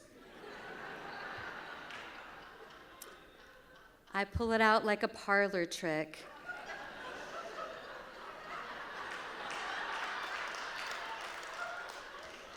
Did I ever tell you about that time we had a shootout at my house? There's shock, there's gasps, a raised eyebrow or two. It's my passport stamp, proof that I have seen some things, that I have lived through some things. Handling trauma through storytelling is my gift. And I think back to that sweatshirt. God, I wish they would bring it back. I keep hoping that one of those companies that preys on our nostalgia will bring it back as vintage core and sell it for $89.95. I'd buy 3. And sometimes I think about why I wore that shirt that day. It wasn't some big statement. It wasn't trying to say that after the tribulations comes rainbows. No, I was 6. I think I just wanted to be noticed, to be seen, to wear the piece of clothing that made me feel powerful. Because even at 6, nearly 7, I knew that what had happened that day was big, and it was wild, and it was scary, and it was strange, and it was not normal. And I remember every detail. I still do, better than any adult that was there. And I wanted someone to believe me, to say, yes, that really happened. That mattered. And I wanted my story to matter. I wanted my voice to be heard. And sometimes I wonder if maybe that's all Uncle John ever wanted to be noticed, to be seen, and to matter. So we've never really done this at Hoot and Holler, but there's a postscript to this story that I felt was important that Kim would share. And tell us a little bit about what happened as you got this story together and what happened afterwards. Sure. So when I first told Lee this story, I wrote it from the perspective of me being 6, because that's when it happened. And I started doubting my own memory, and I was 6. It was a couple years ago. And I went back and started obsessively researching. And so I found the Washington Post articles, and I found the UPI article, and I interviewed my mom and my mom's best friend who lived with us, and Mike the cop. And as I was doing all of these interviews, it just felt like I needed to reach out to my friend Wendy, who I had lost track of when I was 10. And so in all of my research, I wasn't even sure how to find her. Surely she had been married and no longer had that name. And I started digging and digging and digging and digging. And I found the family. It was easy with Wendy, Vicky, Candy, Ricky, Terry, Bobby, Gary. Started seeing them all connected. And I found Wendy's married name, and I found her on Facebook. And of all the things, we had a mutual friend from Roanoke. This was outside of Washington, D.C., where I lived. We had a mutual friend from, I met in Roanoke, and said, hey, do you know this person? Can you connect us? And she said, yes, she was my neighbor when I was growing up. In the outskirts of Washington, D.C. is where I lived, and then she moved to the southern Maryland. And from that, I actually had a chance to reconnect with Wendy, and she remembered the details more specifically and granular, just as I did as I was 6. And we had a phone call. We friended each other on Facebook, and we had a chance to meet last week for the first time in 40 years.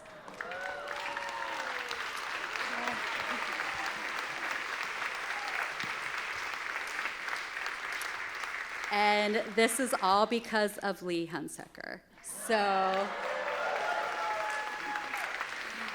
I did confirm that Uncle John is no longer with us. He passed away in a mental institution, which is where he went after this incident.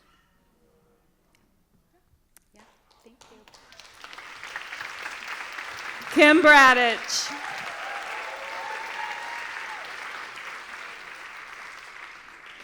This reminds me that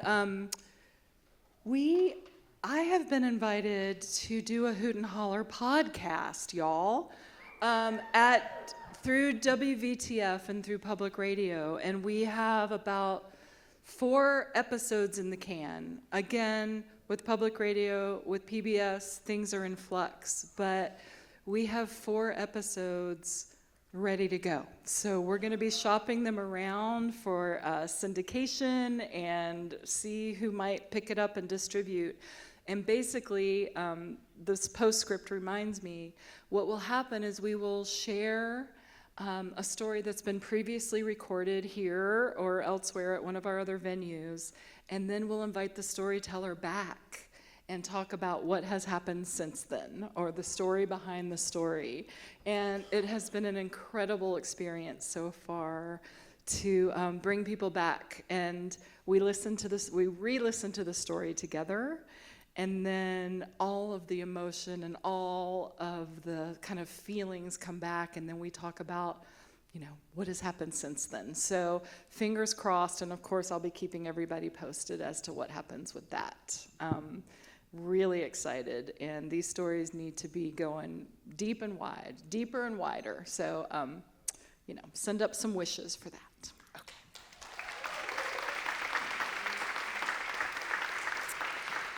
All right, next storyteller. She's a local jeweler, artist, art teacher, and owner of Copper Moon. She's an arts cheerleader. Yes, beautiful. She's an arts cheerleader who believes in encouraging everyone to cultivate their most creative life. By day, she can be found promoting and selling local arts and crafts at Crafteria, handmade food and goods downtown on Church Avenue. You're also likely to find her spending hours with her bestie Heather digging for thrifted treasure at the Goodwill outlet. She is one of my nearest and dearest. She's told a couple stories, but never on this stage. She is my magical Aquarian soul sister. Put it together, Hillary Hardison. Hey, y'all. I remember climbing the stairs of my childhood home. I was about 7 or 8, and I'm wearing my favorite nightgown. I remember the maker tag on it was Lawns of Salzburg. It's the 80s, guys, yeah, or 70s. And it sounded so exotic to my young ears. I was really excited because I felt like it made me look like my Holly Hobby doll come to life, too. So, and I was so excited because my parents had told me that I could create my own little art studio up in our attic. So my dad hung one of his drafting lamps in the little closet that I had chosen beside his drafting studio. And then my mom helped me move a big bookshelf full of her and my grandmother's fabric and old Simplicity and McCall's dress patterns and things. And I remember being entranced by the women on them. They looked so sophisticated and self-assured in their little hot pants and bell bottoms and mini skirts and yeah. And so I replaced those items with my sketch pad, some of my dad's old mechanical drawing pencils, and of course, my prized possession, the 64-pack of Crayola crowns. With built-in sharpener, thank you very much. 4 tiers of colors with names that sounded like music to my young ears. Maize and mulberry, thistle, raw sienna, and my favorite, periwinkle. So from that day forward, whenever my feelings became too strong, I was like sad or excited, or even I just wanted to be alone, I would climb those stairs to that attic and I would draw that 70s polyester curtain with the gold and brown shades of plaid. And I would envelop myself in my own little world, a room of my own, my first art studio. I'd sit there and draw for hours, all sorts of women in all sorts of fashions, sometimes inspired by those dress patterns and sometimes by my mom's old clothes that she hung up there for me and my bestie Lang to play dress up in. Lang, along with her sister Betsy and my little brother Corey, and I wove a whole world of dreams up in that attic of creative play. My middle and high school years were a bit of an adjustment in reconciling my childhood dream world with the realities of 1980s culture, y'all. So I leaned fully into 80s alternative style with all black clothes, ripped band tees, heavy lines, smoky eyes, and red lips, like one of my favorite bands to this day, The Cure. Yeah. My wardrobe felt like protective armor against those bullies that picked on us weird, artsy, geeky kids. By my college years, I knew I would pursue art in some form, so I dove into my drawing, sculpture, and art classes with abandon. But once I took a jewelry class, I knew I'd found my niche. It made me feel so great to know that I could make wearable art for people. So I also met my future husband in college at a party, and The Doors was playing, and we just started improv dancing. And before we knew it, there was like a circle of people around us cheering us on, but we didn't even notice because we were just so into our dancing. After college, we got married, and we moved to Colorado, totally embracing the boho outdoorsy lifestyle of the early 90s. And we were known for our commitment to costumes, be it Halloween or just a party. So once we decided we would channel early cave people for some reason. So I think there's a picture up there. Yep. So we found a bunch of real and faux animal furs and skins, some leather, and some bones from the teaching collection at the camp where we lived and worked. At the last minute, we felt like we looked too clean, though. So we went to the camp hall, and we went to the large fireplace in the Great Hall, and we rubbed a bunch of dirt and ash all over ourselves. You can see it. Needless to say, we were quite the hit at the party.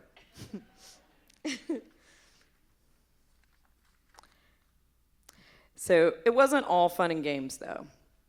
I'll never forget what I wore to work on August 21st, 1999.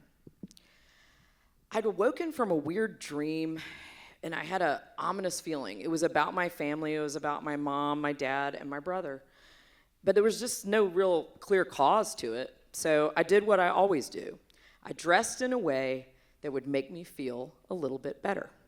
I even put some fake sunflowers in my hair that day. And I went to work at my shift at the bed and breakfast cleaning rooms.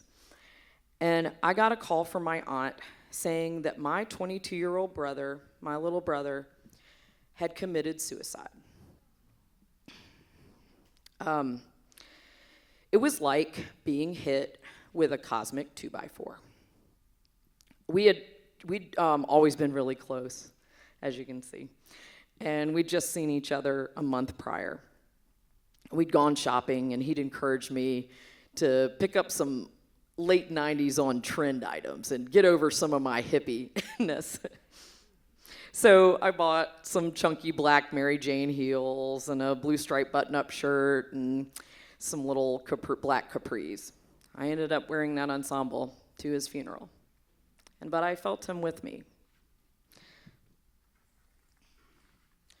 My parents and I had the job of packing up his apartment at Virginia Tech. And we offered his friends and roommates to take some of their favorite clothing items. It meant a lot to them and to us. I too treasured the way his old band tees still held his scent for a while. And my husband Aaron still wears a black felt driving cap of my brother's to this day. He might be wearing it tonight. Eventually, life moved on, and so did we, back to Virginia, and my love of clothes continued. Since I was working at the local art museum, I felt free to play with vintage fashion. One day, I was wearing a little vintage dress, like polyester dress, with a little bow collar, like from the 80s, and somebody told me at work that I looked just like Dolly Parton in 9 to 5. I was thrilled. One night, Aaron and I were getting ready to go out to dinner with some friends, and I asked him if the floral blazer I was wearing was too much with the pink silk camisole with the black lace trim. He was like, honey, if you're going for Victoria's Secret meets Jimmy Buffett, I'd say you nailed it. Needless to say, that was not exactly the look I was going for. I wore it anyway. In 2016, at the height of my art museum career, I was hit with my second cosmic 2x4. I thought I was at my gynecologist appointment to just see what to do about some benign uterine fibroids. But suddenly the doctor was telling me that there was a mass on my right ovary the size of a rugby ball. I actually had to look that up because I actually didn't know what a rugby ball was like. Evidently, it's like an oblong football. And I guess it was my tumor was too large for the typical fruit analogies. There was also something suspicious they needed to biopsy in my uterus, so I walked dazed into the exam room in my little smart suit and heels straight from my museum job. I hadn't brought anybody with me because I thought it was a routine appointment. I took off that suit, and just before I put on that chilly hospital gown, I noticed an oddly placed mirror across from the exam table. And I realized I'd been holding my breath, probably for quite a while. So I let it out, and I took in a deep one. And I really slowed down for the first time in a long time to really see my whole body. And I felt a sense like I was being held in pure love. I had a feeling that my grandmother, my brother, and my aunt were there with me. And I felt a strange sense of peace wash over me. And I knew that I was going to get through this and come out on the other side. So I took one last look in that mirror, knowing that this body and spirit were about to go through the most profound change. But I would survive and thrive. I did, in fact, have ovarian and uterine cancer. But the silver lining was that it was caught very early, since the rugby ball. So, there's that. Surgical menopause completely transformed my body. Hot flashes, new curves, weight gain meant those little vintage suits and dresses no longer fit, and they just didn't feel like me anymore. So I gradually donated and gave them away. Since I was working at a local boho clothing store, Urban Gypsy, I stocked up on some new flowy yet fitted in all the right places, embroidered bell bottoms, jumpsuits, comfortable kimonos that would accommodate my suddenly curvier postmenopausal body that I was trying to make friends with. And I did not do it overnight. But when I did, I noticed it really helped other women, to encourage other women to feel, that shop with me, to feel comfortable and celebrate and feel sexy in their aging bodies. So, a few years ago, I found a shirt that summed up a little bit of the deeper meaning that I get from clothes. It was at Joann's Fabrics, I know. It said, "The body is a canvas," and as an artist, that resonates so deeply with me. These days, I'm living the artist's life that I dreamed of all those years ago in that little attic studio closet. There's a freedom to this stage in my life, in all ways, that makes me feel kind of like my 9-year-old girl self. I'm rocking my terry cloth rainbow Izod shorts, pink polo shirt, collar up, on my glittery red Swin bike with my brother riding the handlebars, tassels flying. The summer night sky is infinitely inky above. Fireflies are my stage lights, cicadas my backup singers, encouraging me to let go of the handlebars and coast. Thank you. Hillary Hardison.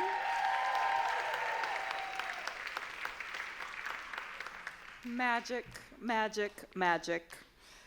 Okay, y'all. Get ready. How are you? Isn't this fabulous? Okay, we have 2 more incredible stories coming at you. All right, this special human. She resides in Johnson City, Tennessee with her husband Joe and herd of dogs.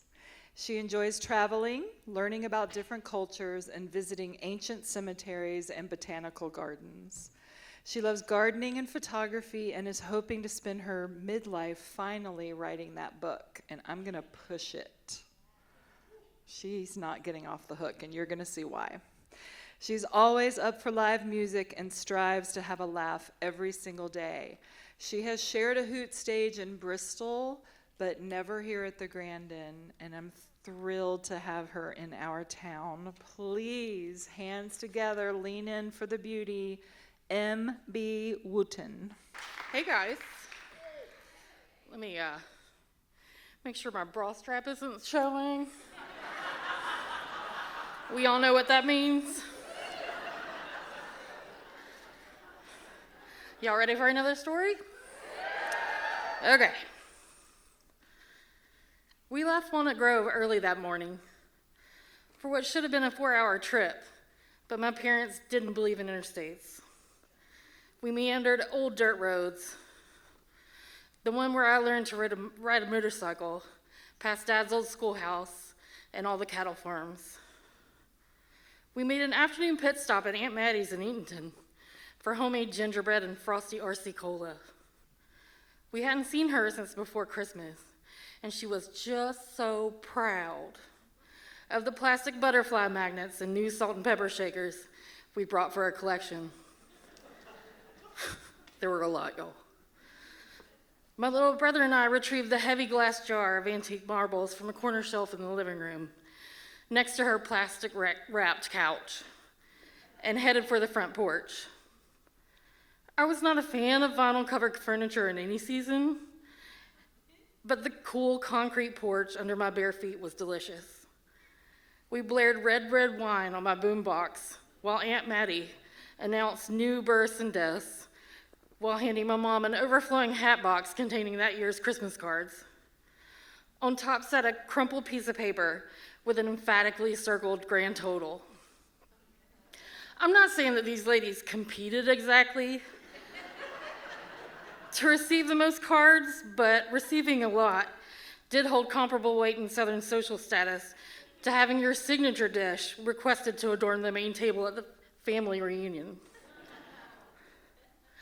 After hugs, kisses, and promises of correspondence, we all piled back in the van for the meat of the trip, stopping only for yard sales, flea markets, boiled peanuts, questionable gas station restrooms, and an occasional family of armadillos. It was miserable, sticky hot in South Georgia that summer, and the air was out in the old Dodge van that we had driven. But the 8-track player worked, mostly, and my brother and I chimed in on one last duet of Reno and Smiley's I Know You're Married. Big hits, y'all. Tree limbs heavy with Spanish moss and more frequent railroad crossings signaled our approaching arrival. Then there were the gnats. By the time we made the last left by the abandoned general store onto the dusty red dirt road, the sun had fallen almost completely behind the spindly pines. we began to hear it. Muffled at first, but increasing in volume as we neared the single-wide trailer perched on the edge of the peanut fields, flanked by overloaded hot fig trees and giant hydrangea bushes. The window panes rattled with the stereophonic sounds of Lawrence Welk, who was my Aunt Ruth's main man, at least since Uncle Ed had gone on to glory. Only her little dog Chico heard our van door slam, and our feet hit the front stairs, and would have gone to warn her, but was too busy enjoying all the pets. I don't know how long Aunt Ruth had been deaf, but it was the entire time I knew her. She wore a hearing aid that did little good, other than to make me giggle when it buzzed weird robot noises in public, and she would feign confusion just like me until she couldn't hide her smile or suppress her laughter. Her entire kitchen was a sauna, steam spilling from boiling pots onto every eye of the stove, at least from the ones that worked. Dad had sent word that we'd be getting in late, not to cook supper. Of course, like all the Owens I know, she didn't give a what he said and did it anyway. There she stood in a cloud of fridge-lit condensation, cooling off before the open door, sporting an electric violet perm and a smart, brightly colored pantsuit, the colors of orange, lime, and pineapple sherbet. I imagine she asked her church friends which of their grandkids struggled at cosmetology school, so she could invite the poor thing over to practice on her hair. I don't know that that's what happened, but her hair was always a shade of cotton candy pink or robin egg blue or the current electric violet, my absolute favorite. I wondered what her voice had sounded like when she was younger.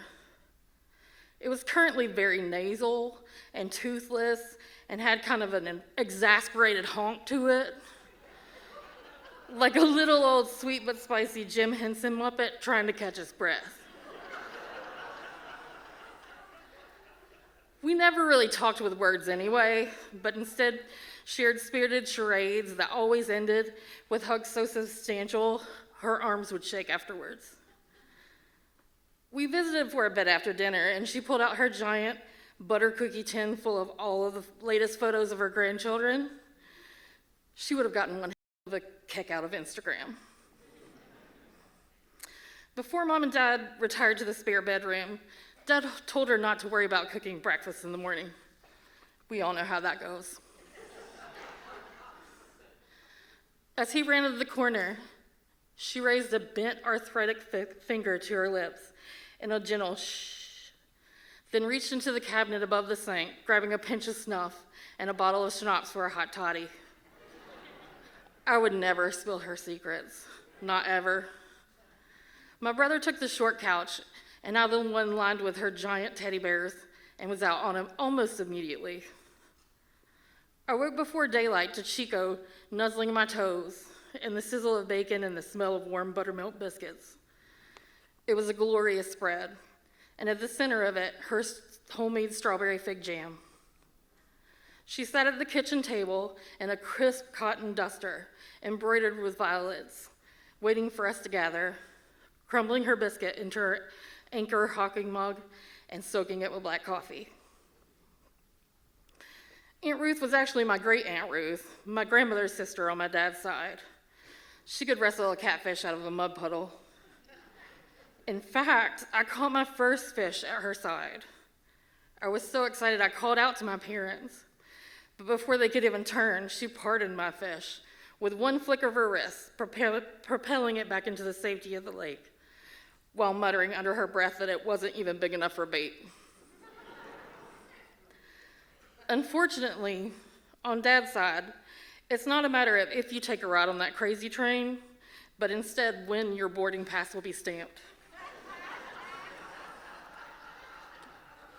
Now, Aunt Maddie, that I was telling you about before, she had a jukebox that played in her head all the time. Her memory was unmatched, but she would often stare off to the side in the middle of a conversation as her lips moved to a tune by Hank Williams or the Carter Family.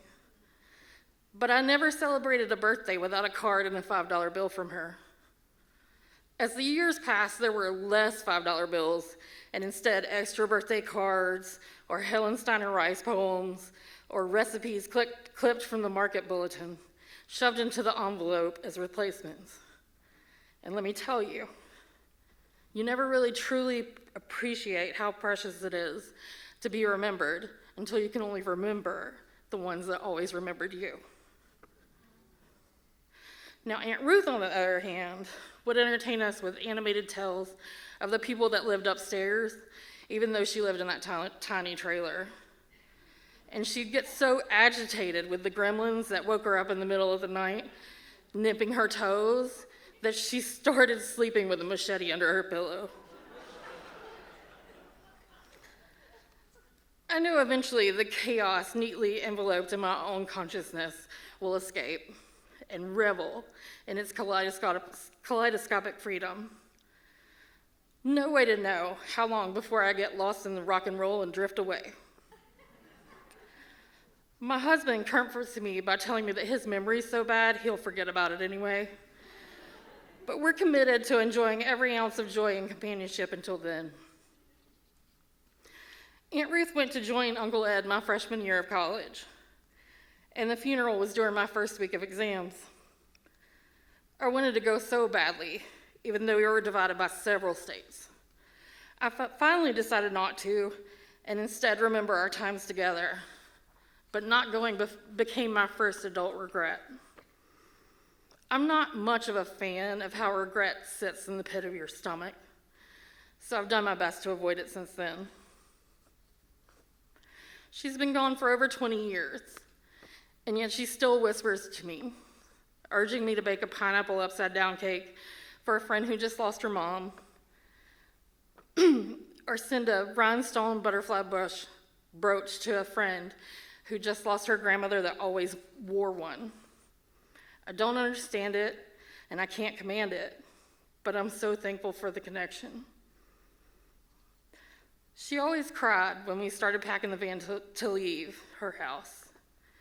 I was young and I didn't really get it then, but now my own tears well up immediately when something touches my heart, and I let them flow unabashedly because time is fleeting and life is unpredictable, and I remain so appreciative of the abundance of love that I've received and all I've left to give.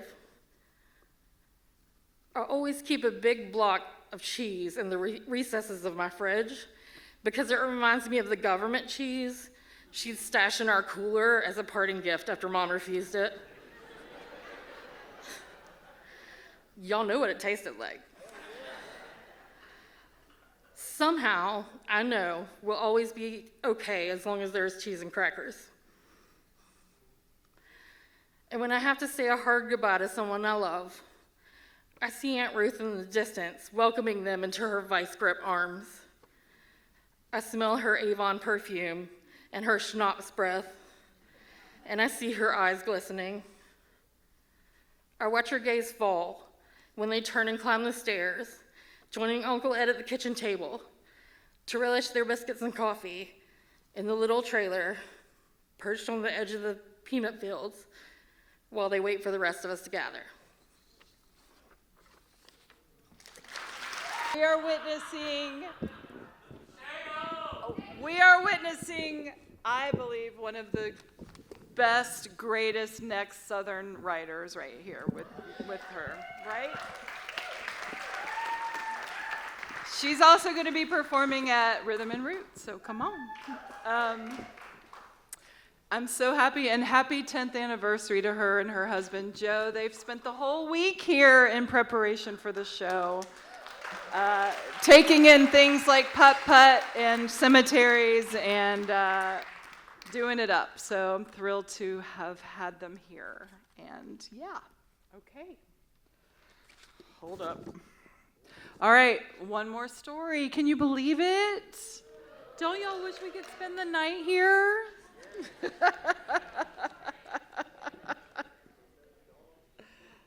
Okay. All right, if you were here for our Love Struck show, you're going to remember this storyteller. Well, who was here for Love Struck? second timer, but instant legend status. He shared the stage almost 40 years ago with another storyteller in the fall production of Mousetrap with the Patrick Henry Players, playing Mr. Pavaraccini. The only difference now is the mustache is real and the labels of the clothes on his floor are better. Welcome back, unforgettable Bill Bond. Thank you, Sam. I don't blend well, thanks to Rachel and Mildred, my grandmothers. As a maker, I've always known that I've loved fabrics, patterns, and colors, all of them, forever. My first vivid memory of a great outfit was a velvet jumper with a lace collar. My sister and I had one in green and blue. It felt nice rubbing my hands over the nap of the decadent fabric. I'm sure I was told often to stop doing that.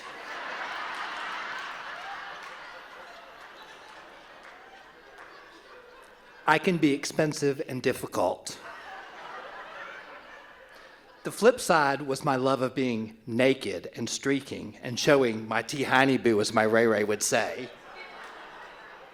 I can also be cheap and easy. Rachel Elizabeth Ramsey, my Ray Ray, was polished to perfection in quality, grace, and good taste. She was the bookkeeper for Peacock Salem, the OG dry cleaner, so everything in her world was pressed. We stayed with her each Saturday and attended First Baptist Church each Sunday. She had 2 huge closets full of beautiful clothes and would let us choose her Sunday dress with a loving and guiding hand. I was always drawn to the bold colors and patterns, even if they were out of season. What did I know? I was in elementary school. For Easter and Christmas, she loved to take us to Hieronymus for our holiday outfits. And I quickly understood the power of a 3-piece suit on a young Baptist thespian soloist. When in season, a rose would complete the look from her garden.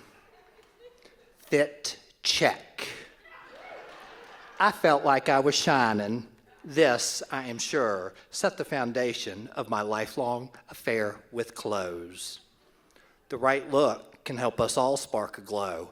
Shine for Jesus. Mildred Bond, my mamaw, worked in housewares at Millen Roads and loved a bargain. Dressing in bright, cheap, and cheerful patterns that matched her thriftability and personality, she showed me, be bold and joyful in your choices. Clothes express who we are without a word. By 3rd grade, I felt a burning desire to express myself with a bold fashion statement. I pinched a t-shirt from my stepdad's drawer and smuggled it to school. I slipped it on in the coat closet. I know I heard Night Fever playing in my soundtrack as I bounced to the front of the room wearing a Playboy logo t-shirt made of a collage of beautiful naked women. Campbell's Soup Kid in softcore swag. Rebel, no cause. Fast forward, scree. When we arrive in middle school, our style starts to bloom and we choose a tribe. I chose preppy with a bit of a vintage twist, a la Pretty in Pink. The first 7th grade dance, my mom's boyfriend sent me to Davidson's for a fitting on his account. I felt like Pretty Woman. Things like this did not happen in our low-budget home. 2 silk blazers, matching shirts and ties, some wide wale, cords, loafers, and a cashmere sweater in coral and seafoam. I was wrapped in understated luxury and ready for my first GQ cover shoot. I had already been a reader for years. You can't hide quality. I still own both ties, and they both still fit. In high school, I worked at the Tallheimers in the newly freshly minted Valley View Mall, serving up my vintage suits and Duran Duran hair. I would hide high-quality goods in the back until we got that extra discount to own brands way out of my high school wallet reach. I also had a fierce tribe of friends anchored in love and empathy who helped care for my Ray Ray and Mamaw who had Alzheimer's and lived with us. My best friends and I celebrated the summer of '86 in Myrtle Beach drinking 2-liter Sun Country wine coolers on the 18th hole of a next-door golf course and doing our best not to get caught. The Midnight Cooler Club was born. T-shirts were made and fake music videos were produced. The boldness of the '80s was the best. Fast forward, scree, the restaurant years. I wore uniforms in restaurants like Chi-Chi's and Spinnakers with my rainbow suspenders, knee socks, and that ponytail. You can't hide style. I got an ex-wife and 2 kids in that Love Boat uniform. Hashtag blessed.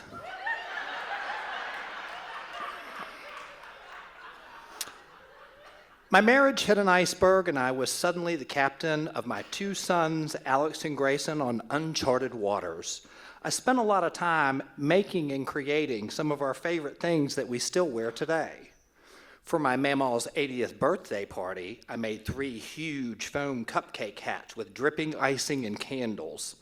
The Bond Boys always come to play. Say less. That same year, my oldest son was in Cub Scouts and entering the Fellers Cake Bake competition. I didn't know much about it, but I can bake like Betty Crocker. So, we made a chocolate cake with raspberry Kool-Aid, peanut butter frosting, and leaves of chocolate. Total Sigma. As we left to head to the event in the church basement, I suggested that we wear our cupcake hats. Alex seemed less than interested. We arrive, and I proudly pop on my cupcake hat and carry our creation to the table with the others. My son has gone to play with his mates, somewhat declining to wear his cupcake. The cakes were all so very different: tall, skinny, dripping with candy and icing, and ours, looking like a state fair entry longing for a blue ribbon. We get settled, and the award presentation begins. Tallest cake, flattest cake, yummiest cake, best theme cake. Still, no prize as I look over to my child in anticipation. And then, best in show, Alex Bond. He smiled and popped his cupcake hat on as he went to collect his well-deserved award. I was happy to remind him that when we are confident, people will laugh with us, not at us.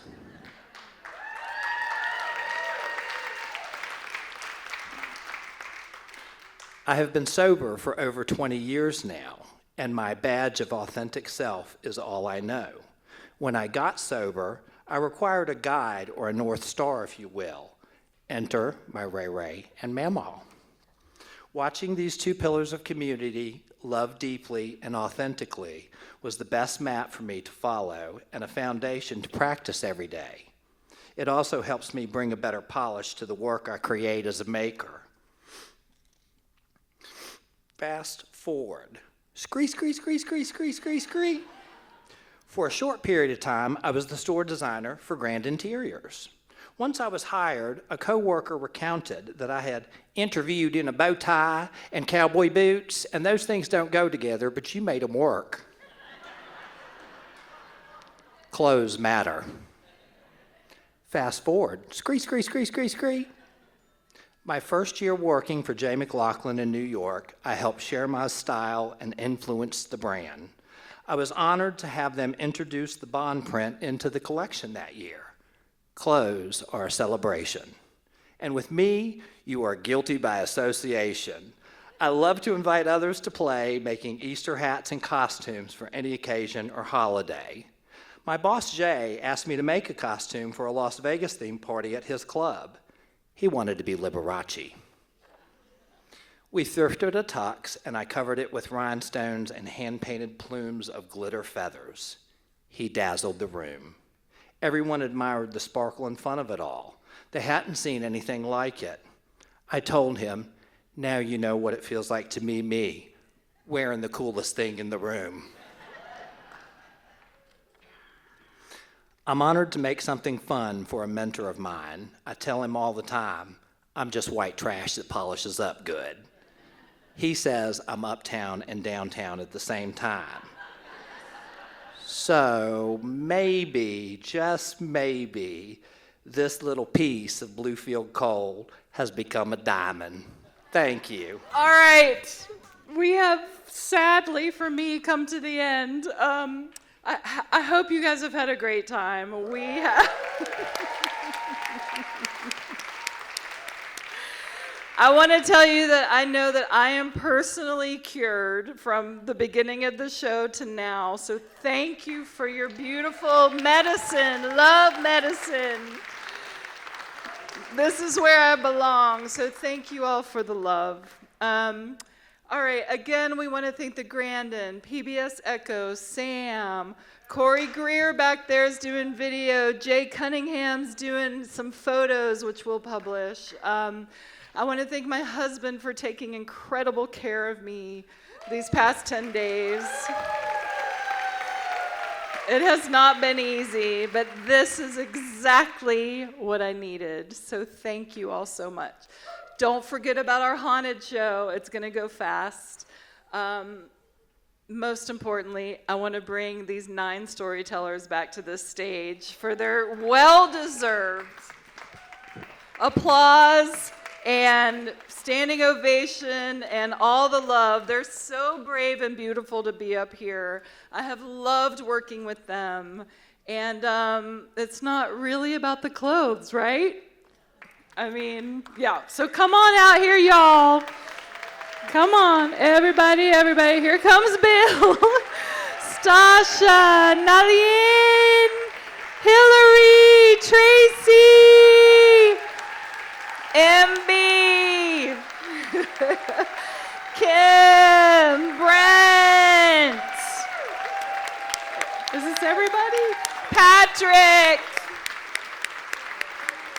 Look at these beautiful people, you guys. Brave and beautiful people sharing stories. We're going to heal the world. We are.